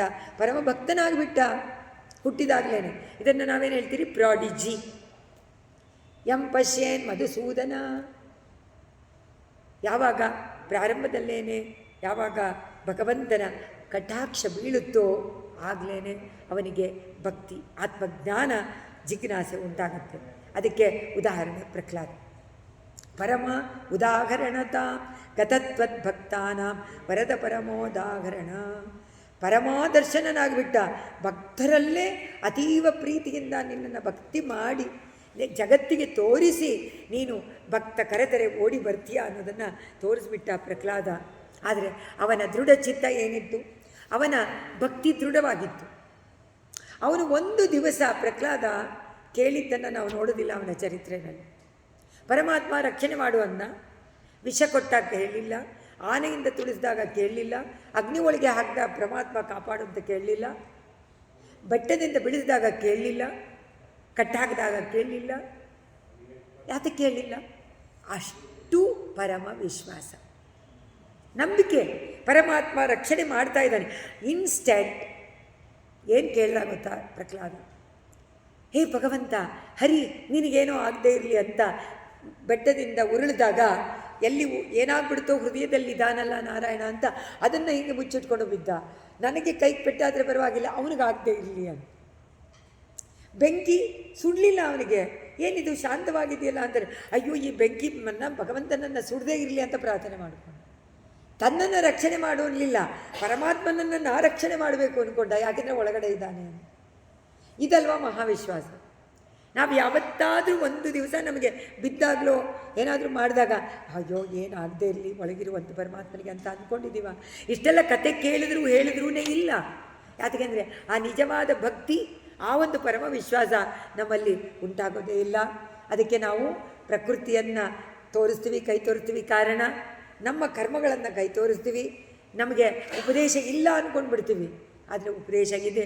ಶಾಸ್ತ್ರವನ್ನು ಕೊಟ್ಟಿದ್ದಾನೆ, ಬೇಕಾದಷ್ಟು ಸಂತರನ್ನು ಕಳಿಸ್ತಾನೆ, ಉಪದೇಶಗಳನ್ನು ಮಾಡ್ತಾನೆ, ಬೇಕಾದಷ್ಟು ಇತಿಹಾಸ ಪುರಾಣಾದಿಗಳು ನಮಗೆ ಅಷ್ಟೊಂದು ಇದೆ ಪೊಕ್ಕಿಷ. ಒಂದಲ್ಲ ಎರಡಲ್ಲ, ಎಷ್ಟೊಂದು ಗ್ರಂಥಗಳು, ಎಷ್ಟೊಂದು ಉಪದೇಶಗಳು, ಎಷ್ಟೊಂದು ಸಂತರುಗಳು ಬಂದು ಬಂದು ಬಂದು ನಮಗೆ ಜ್ಞಾನವನ್ನು ಕೊಡೋಕ್ಕೆ ಪ್ರಯತ್ನ ಮಾಡ್ತಾರೆ. ಆದರೆ ನಾವು ಈ ಕಡೆಯಿಂದ ಕೇಳಿ ಈ ಕಡೆ ಬಿಟ್ಟುಬಿಡ್ತೀವಿ ವಿನಃ ಅದನ್ನು ಅಳವಡಿಸಿಕೊಂಡಿಲ್ಲ. ಅಳವಡಿಸಿಕೊಂಡ್ರೆ ನಮಗೆ ಅದರ ಮಹತ್ವ ಗೊತ್ತಾಗತ್ತೆ. ಖಂಡಿತ ಆ ನಿಜವಾದ ಭಕ್ತಿ ಬಂದೇ ಬರುತ್ತೆ ಅಂತ ಪ್ರಹ್ಲಾದದಲ್ಲಿ ಕಂಡು ಅವನನ್ನು ಬಹಳ ಕಾಲದವರೆಗೆ ಗುರುಗಳಲ್ಲಿ ಶಿಕ್ಷಣಕ್ಕೆ ಒಳಪಡಿಸಿ ಹಿರಣ್ಯಕಶಿಪು. ಆದರೆ ಪ್ರಹ್ಲಾದ ಗುರುಗಳು ಹೇಳಿಕೊದ್ದನ್ನೆಲ್ಲ ಏನು ಮಾಡ್ದ? ಮಂಗಳಕರವಾಗಿ ತಗೊಂಡ. ಅವರು ಭೇದವನ್ನು ಹೇಳ್ಕೊಟ್ರು. ಹಿರಣ್ಯಕಶಿಪು ಮಗನನ್ನು ಸ್ಕೂಲಿಗೆ ಕಳಿಸ್ದ, ಹೋಗಪ್ಪ ಪಾಠಶಾಲೆಗೆ ಅಂತ. ಆದರೆ ಅವನೇನು ಮಾಡ್ದ? ಅವ್ರು ಹೇಳಿದ್ದೆಲ್ಲ ಭೇದ. ಇವರು ಅಸುರರು, ಇವರಿದು, ಇವರು ಈ ಥರ, ಅವರು ಆ ಥರ, ಅವರು ದ್ವೇಷ, ನಿಮ್ಮ ತಂದೆನೇ ದ್ವೇಷ ಮಾಡ್ತಾನೆ ಹರಿಯನ್ನ ಅಂತೆಲ್ಲ ಹೇಳ್ಕೊಡ್ತಾರೆ. ಇದೇನಿದು ದ್ವೇಷ ಹೇಳ್ಕೊಡ್ತಾ ಇದ್ರಲ್ಲ, ಅದ್ವೇಷ ಮೊದಲನೇ ಸ್ಟೆಪ್ಪು. ಅದನ್ನು ಹೇಳ್ಕೊಡ್ದೆ ಇವ್ರು ಈ ಥರ ಹೇಳ್ಕೊಡ್ತಾರಲ್ಲ ಅಂತ ಏನೋ ಬಿಟ್ಕೊಂಡು ಅದನ್ನೇ ಹೇಳ್ತಾರೆ ಇದರಲ್ಲಿ ಅವರು. ತತಂ ಶಂಕಾವಿಷ್ಟಗ ಸಪುನಾತಿ ದುಷ್ಟ ಸ್ವಜನಕೋ. ತಂದೆ ಅದಕ್ಕೆ ಒಂದು ಸತಿ ರಜೆ ಬಂದಾಗ ಪ್ರಹ್ಲಾದನ್ನ ಕೇಳ್ತಾನಂತೆ, ಏನು ಕಲ್ತ್ಕೊಂಡು ಬಂದೆ ಅಂತ. ಭವದ್ಭಕ್ತೇ ತತ್ವಂ ಪರಮಪಿ ವಿಜ್ಞಾನಂ ಅಶಿಷತ್. ಏನಪ್ಪ ಕಲ್ತ್ಕೊಂಡು ಬಂದೆ ಅಂತ ಕೇಳಿದರೆ, ನನಗೆ ಗುರುಗಳು ಭಗವಂತ ಅವನೇ ಮುಖ್ಯ, ಅವನಲ್ಲಿ ಭಕ್ತಿ ಮಾಡೋದೇ ನಮಗೆ ಉಪಾಯ ಅಂತ ಹೇಳಿಕೊಟ್ರು. ಆದರೆ ಏನು ಮಾಡಬೇಕು ಅಂದರು. ಎರಡನೇ ಬಾರಿ ಬಂದಾಗ ಏನು ಕಲ್ತ್ಕೊಂಡೆ? ಶ್ರವಣಂ ಕೀರ್ತನಂ ವಿಷ್ಣೋವೋ ಸ್ಮರಣಂ ಪಾದ ಸೇವನಂ ಅರ್ಚನಂ ವಂದನಂ ದಾಸ್ಯಂ ಸಖ್ಯಂ ಆತ್ಮನಿವೇದನಂ. ಅದು ಶ್ಲೋಕನೇ ಹೇಳ್ಬಿಟ್ಟ ಪ್ರಹ್ಲಾದ್. ಏನೋ ಹೇಳ್ತಾ ಇದೆಯಾ? ವಿಷ್ಣುಗೆ ಪ್ರಿಯಕರವಾದಂಥದ್ದು, ವಿಷ್ಣುವಿನ ಭಜನೆ ಮಾಡಬೇಕು, ಶ್ರವಣ ಮಾಡಬೇಕು, ಕೀರ್ತನೆ ಮಾಡಬೇಕು ಅಂತ ಹೇಳಿಕೊಟ್ರು ನನಗೆ ಅಂದ. ಅಯ್ಯೋ, ಗುರುಗಳು ಇದನ್ನು ಹೇಳ್ಕೊಟ್ರಾ ನಿನಗೆ? ನನ್ನನ್ನು ಮಾಡಬೇಕು ಅಂತ ಹೇಳ್ಕೊಡ್ಲಿಲ್ವಾ? ಇಲ್ಲ, ನಿನ್ನಲ್ಲೂ ಇರುವಂಥ ಹರಿಯನ್ನು ಶ್ರವಣ ಮಾಡು ಅಂತ ಹೇಳ್ಕೊಟ್ರು. ಯಾವೂರಪ್ಪ ಅಂತ ಹೇಳಿ ಅವ್ರನ್ನ ಕರೆದು ಅವರಿಗೆ ಬೈತಾ ಇದ್ದಾನೆ ಹಿರಣ್ಯಕಶಿಪು. ಏನು ಹೇಳ್ಕೊಟ್ರಿ ಇವರಿಗೆ? ಅವ್ರು ಹೇಳಿದರು, ನಾವಲ್ಲ ಏನು ಮಾಡೋದು, ನಿಮ್ಮ ಮಗನೇ ಆ ಥರ ಮಾಡ್ತಾನೆ, ಗುರುಗಳ ಕೇಳೋದೇ ಇಲ್ಲ. ಗುರುಗಳು ಇಲ್ಲದ ಸಮಯದಲ್ಲೆಲ್ಲ, ನಾವಿಲ್ಲದ ಸಮಯದಲ್ಲಿ ಎಲ್ಲ ಮಕ್ಕಳನ್ನು ಕರೆದು ನಾರಾಯಣ ಭಜನೆಯನ್ನು ಶುರು ಮಾಡ್ತಾನೆ, ಏನು ಮಾಡೋದು ಅಂತ ಕೇಳಿದ್ರು. ಅರೇ ಕ್ವಾಸವು ಕಡೆಯಾಗಿ ಹಿರಣ್ಯಕಶಿಪು ಎಲ್ಲ ತರಹ ಪ್ರಯತ್ನ ಪಡ್ತಾನೆ. ತನ್ನ ಮಗನನ್ನೇ ಕೊಲ್ಲಕ್ಕೆ ಪ್ರಯತ್ನ ಮಾಡ್ತಾನೆ. ದ್ವೇಷ ಇದು ಉಂಟಾ? ತಂದೆ ಎಂತಹ ಕಠಿಣವಾದ ಹೃದಯ. ಎಷ್ಟು ಹೇಳಿದ್ರು ಕೇಳಲಿಲ್ಲ ಪ್ರಹ್ಲಾದ. ವಿಷವನ್ನು ಕೊಟ್ಟ, ಆಗಲಿಲ್ಲ. ಕಡೆಗೆ ಕೊಲ್ಲಕ್ಕೆ ಪ್ರಯತ್ನಪಟ್ಟ. ಇದಾನು ಇಲ್ಲಿ ಈ ಕಂಬದಲ್ಲಿ ಕ್ವಾಸೌ ಸಕಲ ಜಗದಾತ್ಮ ಹರಿ ರೀತಿ ಪ್ರಭಿಂತೆ ಸ್ವಸ್ತಂಭಂ ಚಲಿತಕರಬಾಲೋದಿತಿ ಸುತಗ ಅಥ ಪಶ್ಚಾತ್ ವಿಷ್ಣೋ ನಹಿ ವದಿತು ಈಶ ಅಸ್ಮಿ ಅಸಗಸ ಕೃಪಾತ್ಮನ್ ವಿಶ್ವಾತ್ಮನ್ ಪವನಪುರವಾಸಿನ್ ಹೃದಯಮ್ಮ. ಕಡೆಗೆ ಮುಗಿಸ್ತಾರೆ. ಅಪ್ಪ ಏನನ್ನು ಮುಗಿಸ್ತಾರೆ? ಪ್ರಹ್ಲಾದ ಹಿರಣ್ಯಕಶಿಪು ಅವನನ್ನು ಕೇಳುವಂಥದ್ದನ್ನು. ಕ್ವಾಸೌ ಸಕಲ ಜಗದಾತ್ಮ. ದ್ವಿತೀಯ ಮಗನಾದ ಹಿರಣ್ಯಕಶಿಪು ಆಗ ಖಡ್ಗವನ್ನು ಬೀಸಿಬಿಟ್ಟು ಆ ಕಂಬದ ಹತ್ರ ಬರ್ತಾನೆ. ಆ ಕಂಬವನ್ನು ನೋಡಿ, ಇದೇ ಥರ ಕಂಬ. ಕಂಬವನ್ನು ಹೊಡಿತಾನೆ. ಇಲ್ಲಿದ್ದಾನೇನೋ ನಿನ್ನ ಹರಿ. ಕಂಬವನ್ನು ಹೊಡೆದ ತಕ್ಷಣ ಏನಾಯಿತು? ಜೋರಾಗಿ ಶಬ್ದ ಬಂತು. ಅವತಾರ ನೆಕ್ಸ್ಟು ದಶಕದಲ್ಲಿ ನೆನ್ನೆಯ ದಿವಸದ ಕಡೆ, ಇದು 20ನೇ ದಶಕ ನರಸಿಂಹ ಅವತಾರದ್ದು. ಇದರಲ್ಲಿ ಹೇಳ್ತಾರೆ 25ನೇ ದಶಕ. ಸ್ತಂಭೆ ಘಟ್ಟಗಿತೋ ಹಿರಣ್ಯಕಶಿಪೋ ಕರ್ಣೋ ಸಮಾಚೂರ್ಣಯನ್. ಅವನಿಗೆ ಕಿವಿನೇ ಒಡೆದು ಹೋಗುವಂಥ ಒಂದು ಶಬ್ದ ಬಂತು.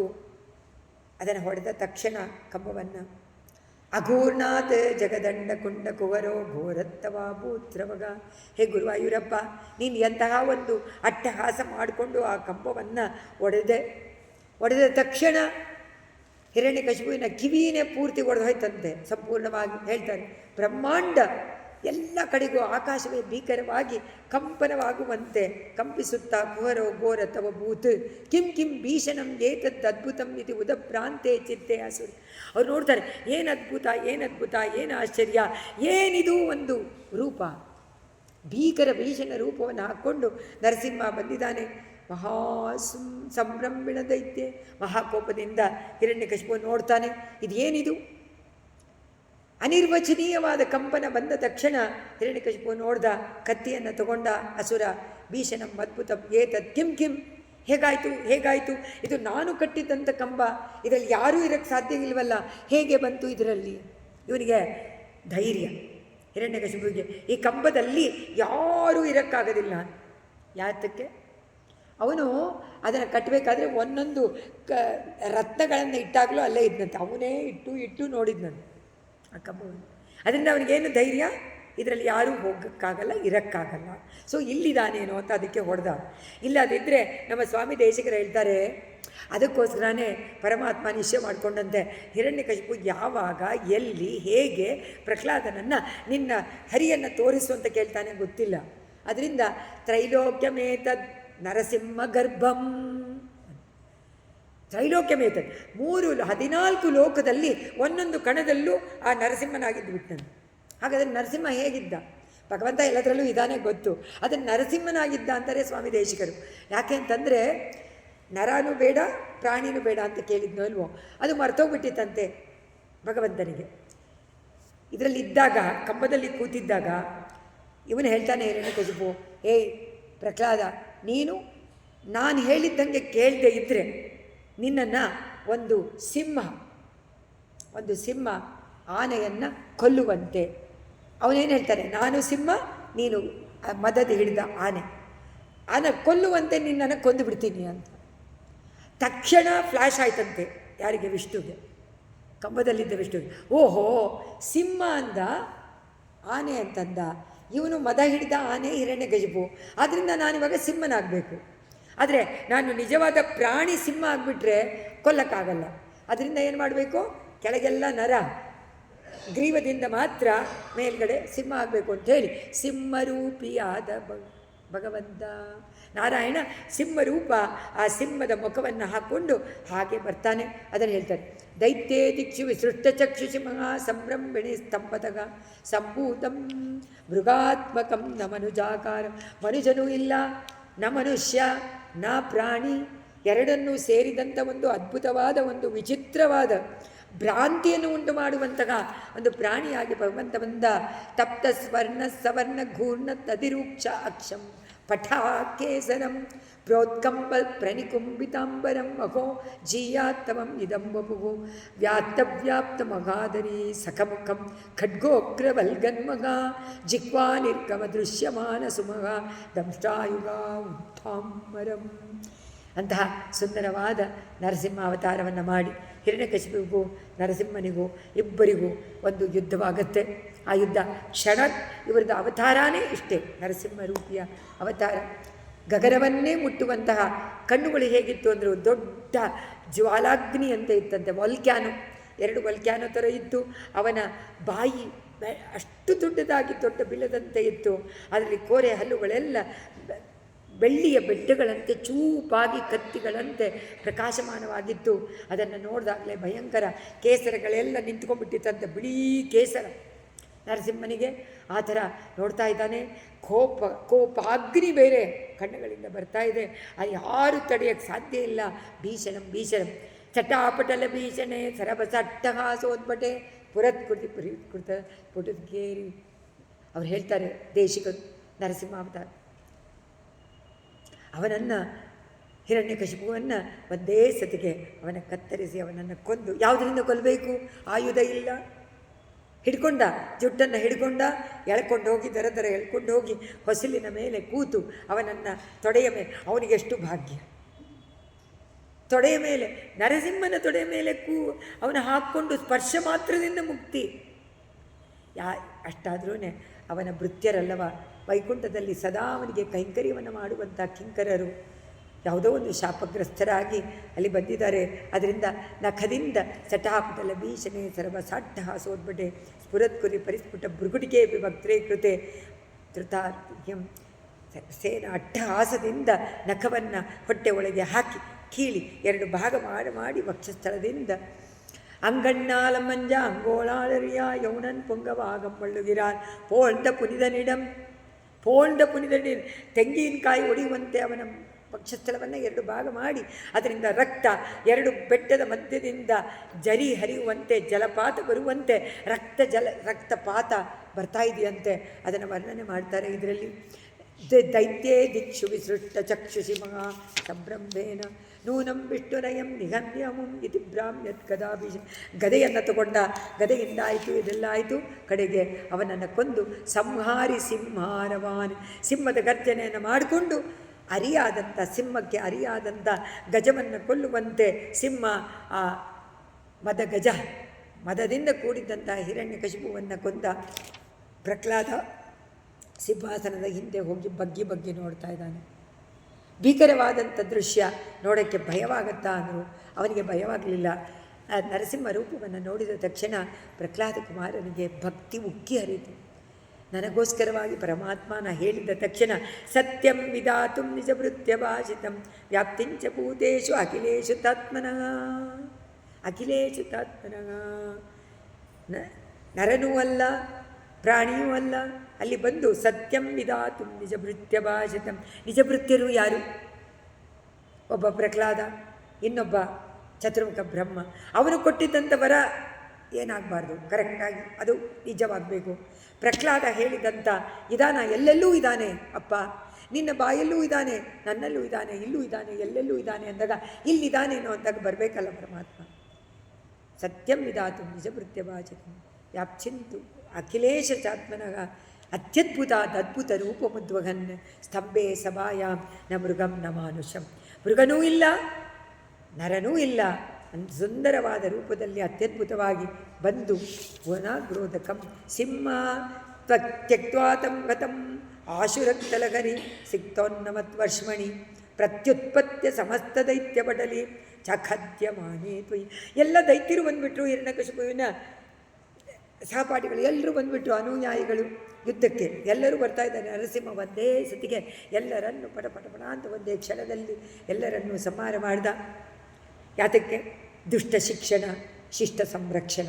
ಶಿಷ್ಟನಾದ ಪ್ರಹ್ಲಾದ, ಪರಮ ಭಾಗವತನಾದ ಭಕ್ತಿಯಲ್ಲಿ ಮೊದಲನೇ ಸ್ಥಾನದಲ್ಲಿರುವಂಥ ಭಾಗವತನಾದ ಪ್ರಹ್ಲಾದ ರಕ್ಷಣೆಗೋಸ್ಕರ ಪರಮಾತ್ಮ ಒಂದು ಕ್ಷಣದ ಅವತಾರವನ್ನು ಮಾಡಿ ಈ ರೀತಿ ಮಾಡಿದೆ. ಆನಂದದ ನೀನು ಆ ರಕ್ತವನ್ನು ಕುಡಿತಾ ಇದ್ದಾನಂತೆ, ನೆಕ್ಕಿ ಕುಡಿತಾ ಇದ್ದಾನಂತೆ.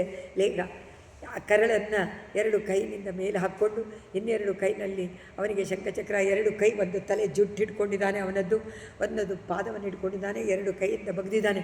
ರೌದ್ರಮೂರ್ತಿ ರುದ್ರ ನರಸಿಂಹ, ಉಗ್ರ ನರಸಿಂಹನಾಗಿ ಪರಮಾತ್ಮ ಕಾಣಿಸ್ತಾ ಇದ್ದರು. ಪ್ರಹ್ಲಾದನಿಗೆ ಶಾಂತಮೂರ್ತಿಯಾಗಿ. ಹೇಗೆ ಒಂದು ಸಿಂಹ ತನ್ನ ಮರಿಗೆ ಹಾಲನ್ನು ಕುಡಿಸ್ತಾ ಇದೆ, ಕುಡಿತಾ ಇದೆ, ಅದು ಹಿಡ್ಕೊಂಡಿದೆ, ಕುಡಿತಾ ಇದೆ, ಸ್ತನ್ಯಪಾನ.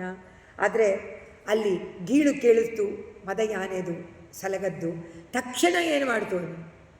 ತಕ್ಷಣ ಅದ್ರ ಮೇಲೆ ಹಾರುತ್ತೆ. ಆದರೆ ಇದನ್ನು ಬಿಡೋದಿಲ್ಲ. ವಾತ್ಸಲ್ಯದಿಂದ ತನ್ನ ಮಗುವನ್ನು ರಕ್ಷಣೆ ಮಾಡಿ ಕೋಪದಿಂದ ಅಲ್ಲಿ ಗರ್ಜನೆ ಮಾಡುವಂತೆ ಪ್ರಹ್ಲಾದನಿಗೆ ತನ್ನ ಸುಂದರವಾದ ಶಾಂತ ಮೂರ್ತಿಯಾಗಿ ಅವನಿಗೆ ಕಟಾಕ್ಷವನ್ನು ಬೀರ್ತಾ ಇದ್ದಾನೆ. ಒಂದು ಕಣ್ಣಿನಿಂದ, ಇನ್ನೊಂದು ಕಣ್ಣಿನಿಂದ ಕೋಪದಿಂದ ಅವನ ತಂದೆ ರಿಪುವಾದಂಥ ಅರಿಯಾದಂತಹ ಹಿರಣ್ಯಕಶಿಪನ್ನು ನೋಡ್ತಾ ಇದ್ದಾನೆ. ಆಂಡಾಳು ಹೇಳ್ತಾಳೆ, ಅಂಗಣ್ ಇರಂಡುಂ ಕೊಂಡು ಎಂಗಳ್ ಮೇಲ್ ನೋಕುದಿಯೇನ್. ಒಂದು ಕಣ್ಣು ಚಂದ್ರನಂತೆ, ಇನ್ನೊಂದು ಕಣ್ಣು ಸೂರ್ಯನಂತೆ ಅಂತಾಳೆ. ಚಂದ್ರನಂತೆ ಶೀತಲವಾಗಿ ಭಕ್ತರಿಗೆ, ಇನ್ನೊಂದು ಕಣ್ಣು ರೌದ್ರವಾಗಿ ಸುಟ್ಟು ಬಿಡುವಂತೆ ಸೂರ್ಯನಂತೆ ಅಂತ ಆಂಡಾಳ್ ಆ ಪಾಶುರದಲ್ಲಿ ಎರಡೂ ಕಣ್ಣುಗಳನ್ನು ತಗೊಂಡು ಶೀತಲವಾಗಿ ನಮಗೆ ಕಟಾಕ್ಷವನ್ನು ಮಾಡು ಅಂತ ಕೇಳ್ಕೊಳ್ತಾರೆ. ಅಂತಗ ತಾವತ್ ಮಾಂಸವಪ ಕರಾಲವಪುಷಂ ಘೋರಾಂತ್ರಮಾಲಾಧರಂ ತ್ವಾಂ ಮಧ್ಯೆ ಸಮಂ ಯುದ್ಧ ಕೋಪಂ ಮುಷಿತಂ ಇದನ್ನು ವರ್ಣನೆ ಮಾಡಿ ಏವಂ ನಾಟಿತ ರೌದ್ರಚೇಷ್ಟಿತ ವಿಭೋ, ಹೇ ಗುರುವಾಯೂರಪ್ಪ, ಏನಪ್ಪ ಇದು ನಿನ್ನ ರೌದ್ರಚೇಷ್ಟಿತ? ವಿಭೋ ಶೀತಾಪನೀಯಾಭಿದ ಶ್ರುತ್ಯಂತ ಸ್ಫುಟಗೀತ ಸರ್ಪಮಹಿಮನ್ ಅತ್ಯಂತ ಶುದ್ಧಾಕೃತೆ ತತ್ತಾದೃಕ್ ನಿಖಿಲೋತ್ತರಂ ಪುನರಗೋ ಕತ್ವಾಂ ಪರೋ ಲಂಘಯೇತ್ ಪ್ರಹ್ಲಾದ ಪ್ರಿಯಗೆ ಮರುತ್ಪುರಪತೆ ಸರ್ವಾಮಯಾದಿವಾಯುಮಾಂ. ಸರ್ವ ರೋಗಗಳಿಂದ ನನ್ನನ್ನು ರಕ್ಷಣೆ ಮಾಡು ಹೇ ಭಗವಂತ. ಎಂತಗ ಈ ರೌದ್ರ ರೂಪವನ್ನು ತಾಳಿದೆ ನೀನು ಹೇ ವಿಭೋ ಗುರುವಾಯೂರಪ್ಪ, ಹೇ ಕೃಷ್ಣ. ಎಂತಹ ಆಕೃತಿ ಇದು? ಶುದ್ಧ ಆಕೃತಿ ಅಲ್ಲವ ನಿನ್ನದು, ಶುದ್ಧ ಸತ್ವಮಯವಾದ ನಿನ್ನ ಸೌಂದರ್ಯ ರೂಪದಿಂದ ಕೂಡಿರುವಂಥ ವಪು. ಆದರೆ ತಾಪನೀಯವೆಂಬ ಉಪನಿಷತ್ತಿನಲ್ಲಿ ಹಾಡಿರುವಂತೆ ಸರ್ವ ಮಹಿಮೆಗಳು ಇದನ್ನು ಆ ಉಪನಿಷತ್ತಿನಲ್ಲಿ ವರ್ಣನೆ ಮಾಡಿದ್ದಾರೆ. ಅದೇ ಇದನ್ನು ವಪುವನ್ನು ಹಾಕ್ಕೊಂಡು ಬಂದಿದ್ದಾನೆ ಪರಮಾತ್ಮ. ಎಲ್ಲರಿಗೂ ಶ್ರೇಷ್ಠನೂ ಅಪ್ರಮೇಯನೂ ಆದ ನಿನ್ನನ್ನು ಬೇರೆ ಯಾರು ತಾನೇ ಮೀರಿಸೋಕ್ಕಾಗತ್ತೆ? ಎಂತಹ ಸುಂದರವಾದ ನಿನ್ನ ನರಸಿಂಹ ರೂಪ ಅಂತ ಹೇಳಿ ಆ ನರಸಿಂಹನನ್ನು ಅದ್ಭುತವನ್ನು ಕೊಂಡಾಡ್ತಾರೆ. ಪ್ರಹ್ಲಾದ ಪ್ರಿಯನಾದ ಅವನಿಗೋಸ್ಕರವಾಗಿ ಗುರುವಾಯೂರಪ್ಪ ನೀನು ಮಾಡಿದಂಥ ಈ ಅದ್ಭುತ ಅವತಾರ, ಇದಕ್ಕಿಂತ ನಾನು ನಿನ್ನ ಭಕ್ತನಲ್ಲವ? ನನ್ನ ರೋಗ ಎಷ್ಟು ಪೀಡಿಸ್ತಾ ಇದೆಯಲ್ಲ, ಯಾತಕ್ಕೆ ನೀನು ನನ್ನ ರೋಗವನ್ನು ನೀನು ಅದರಿಂದ ನನ್ನನ್ನು ರಕ್ಷಣೆ ಮಾಡೋದಿಲ್ಲ ಅಂಥೇಳಿ ನರಸಿಂಹನಲ್ಲಿ ಪ್ರಾರ್ಥನೆ ಮಾಡ್ಕೊಳ್ತಾರೆ. ಭಟ್ಟತಿರಿ ಸಾಕ್ಷಾತ್ ನರಸಿಂಹನನ್ನು ನೋಡ್ತಾರೆ ಗುರುವಾಯೂರಪ್ಪನಲ್ಲಿ. ನೋಡಿಬಿಟ್ಟು ಪ್ರಾರ್ಥನೆ ಮಾಡಿಕೊಂಡು ಇದನ್ನು ದಯವಿಟ್ಟು ನನ್ನ ರೋಗವನ್ನು ನಿಲ್ಲಿಸುವಂತ ಪ್ರಾರ್ಥನೆ ಮಾಡ್ಕೊಳ್ತಾರೆ. ಇಲ್ಲಿಗೆ ನಿಲ್ಲಿಸ್ಕೊಳ್ಳೋಣ. 25ರಿಂದ ಮುಂದಕ್ಕೆ ನಾಳೆ ನೋಡೋಣ. 8 ಗಂಟೆಗೆ ನಿಲ್ಲಿಸಬೇಕು ಅಂತ ಹೇಳಿದ್ದಾರೆ. 8 ಗಂಟೆ ಆಯಿತು. ಕೋಯಿಲ್ ಮುನ್ನೆ ಕೂಡಿ ನಿನ್ನೆ ಕೋಟಿ ಜನ್ಮಂ ಪಾವಂ ತೀರ ಗುರುವಾಯೂರಪ್ಪ ನಮಸ್ಕಾರಂ செய்கின்றோம். ಗುರುವಾಯೂರಪ್ಪ ನಮಸ್ಕಾರಂ செய்கின்றோம். ಚಂದನ ಕಾಪು ಕಳற்றி கையில் தைலம் பூசிக்கொண்டு கையில் வாழைப்பழம் கொண்டு திருமேனி தருசனம் கோயில் முன்னே கூடி நின்னே கோட்டி ஜன்மம் பாவம் தீர குருவாயூரப்ப நமஸ்காரம். கூடம் கூடமாக பாலை அபிஷேகம் செய்யும் வேளை கோவிந்தானை உன்னை நான் நமஸ்காரம் செய்கின்றோம். கோயில் முன்னே கூடி நின்னே கோட்டி ஜன்மம் பாவம் தீர குருவாயூரப்ப நமஸ்காரம் செய்கின்றோம். தீராமீனை தீர்த்து வைக்கும் கோரும்பரம் அளித்திடும் நாராயணா உன்னை நமஸ்காரம் செய்கின்றோம். நாராயண நாராயண நாராயண நாராயண நாராயண நாராயண நாராயண நாராயண கோவிந்த நாராயண நரகரி நாராயண நாராயண. ಮಂಗಳಂ ಮಂಗಳಂ ಮಂಗಳಂ ನಿತ್ಯಶ್ರೀ ನಿತ್ಯಮಂಗಳಂ ಸರ್ವಂ ಶ್ರೀನಾರಾಯಣಾರ್ಪಣಮಸ್ತು. ಕವಿತಾರ್ಕಿಕ ಸಿಂಹಾಯ ಕಲ್ಯಾಣಗುಣಶಾಲಿನೇ ಶ್ರೀಮತೆ ವೆಂಕಟೇಶಾಯ ವೇದಾಂತ ಗುರವೇ ನಮಃ.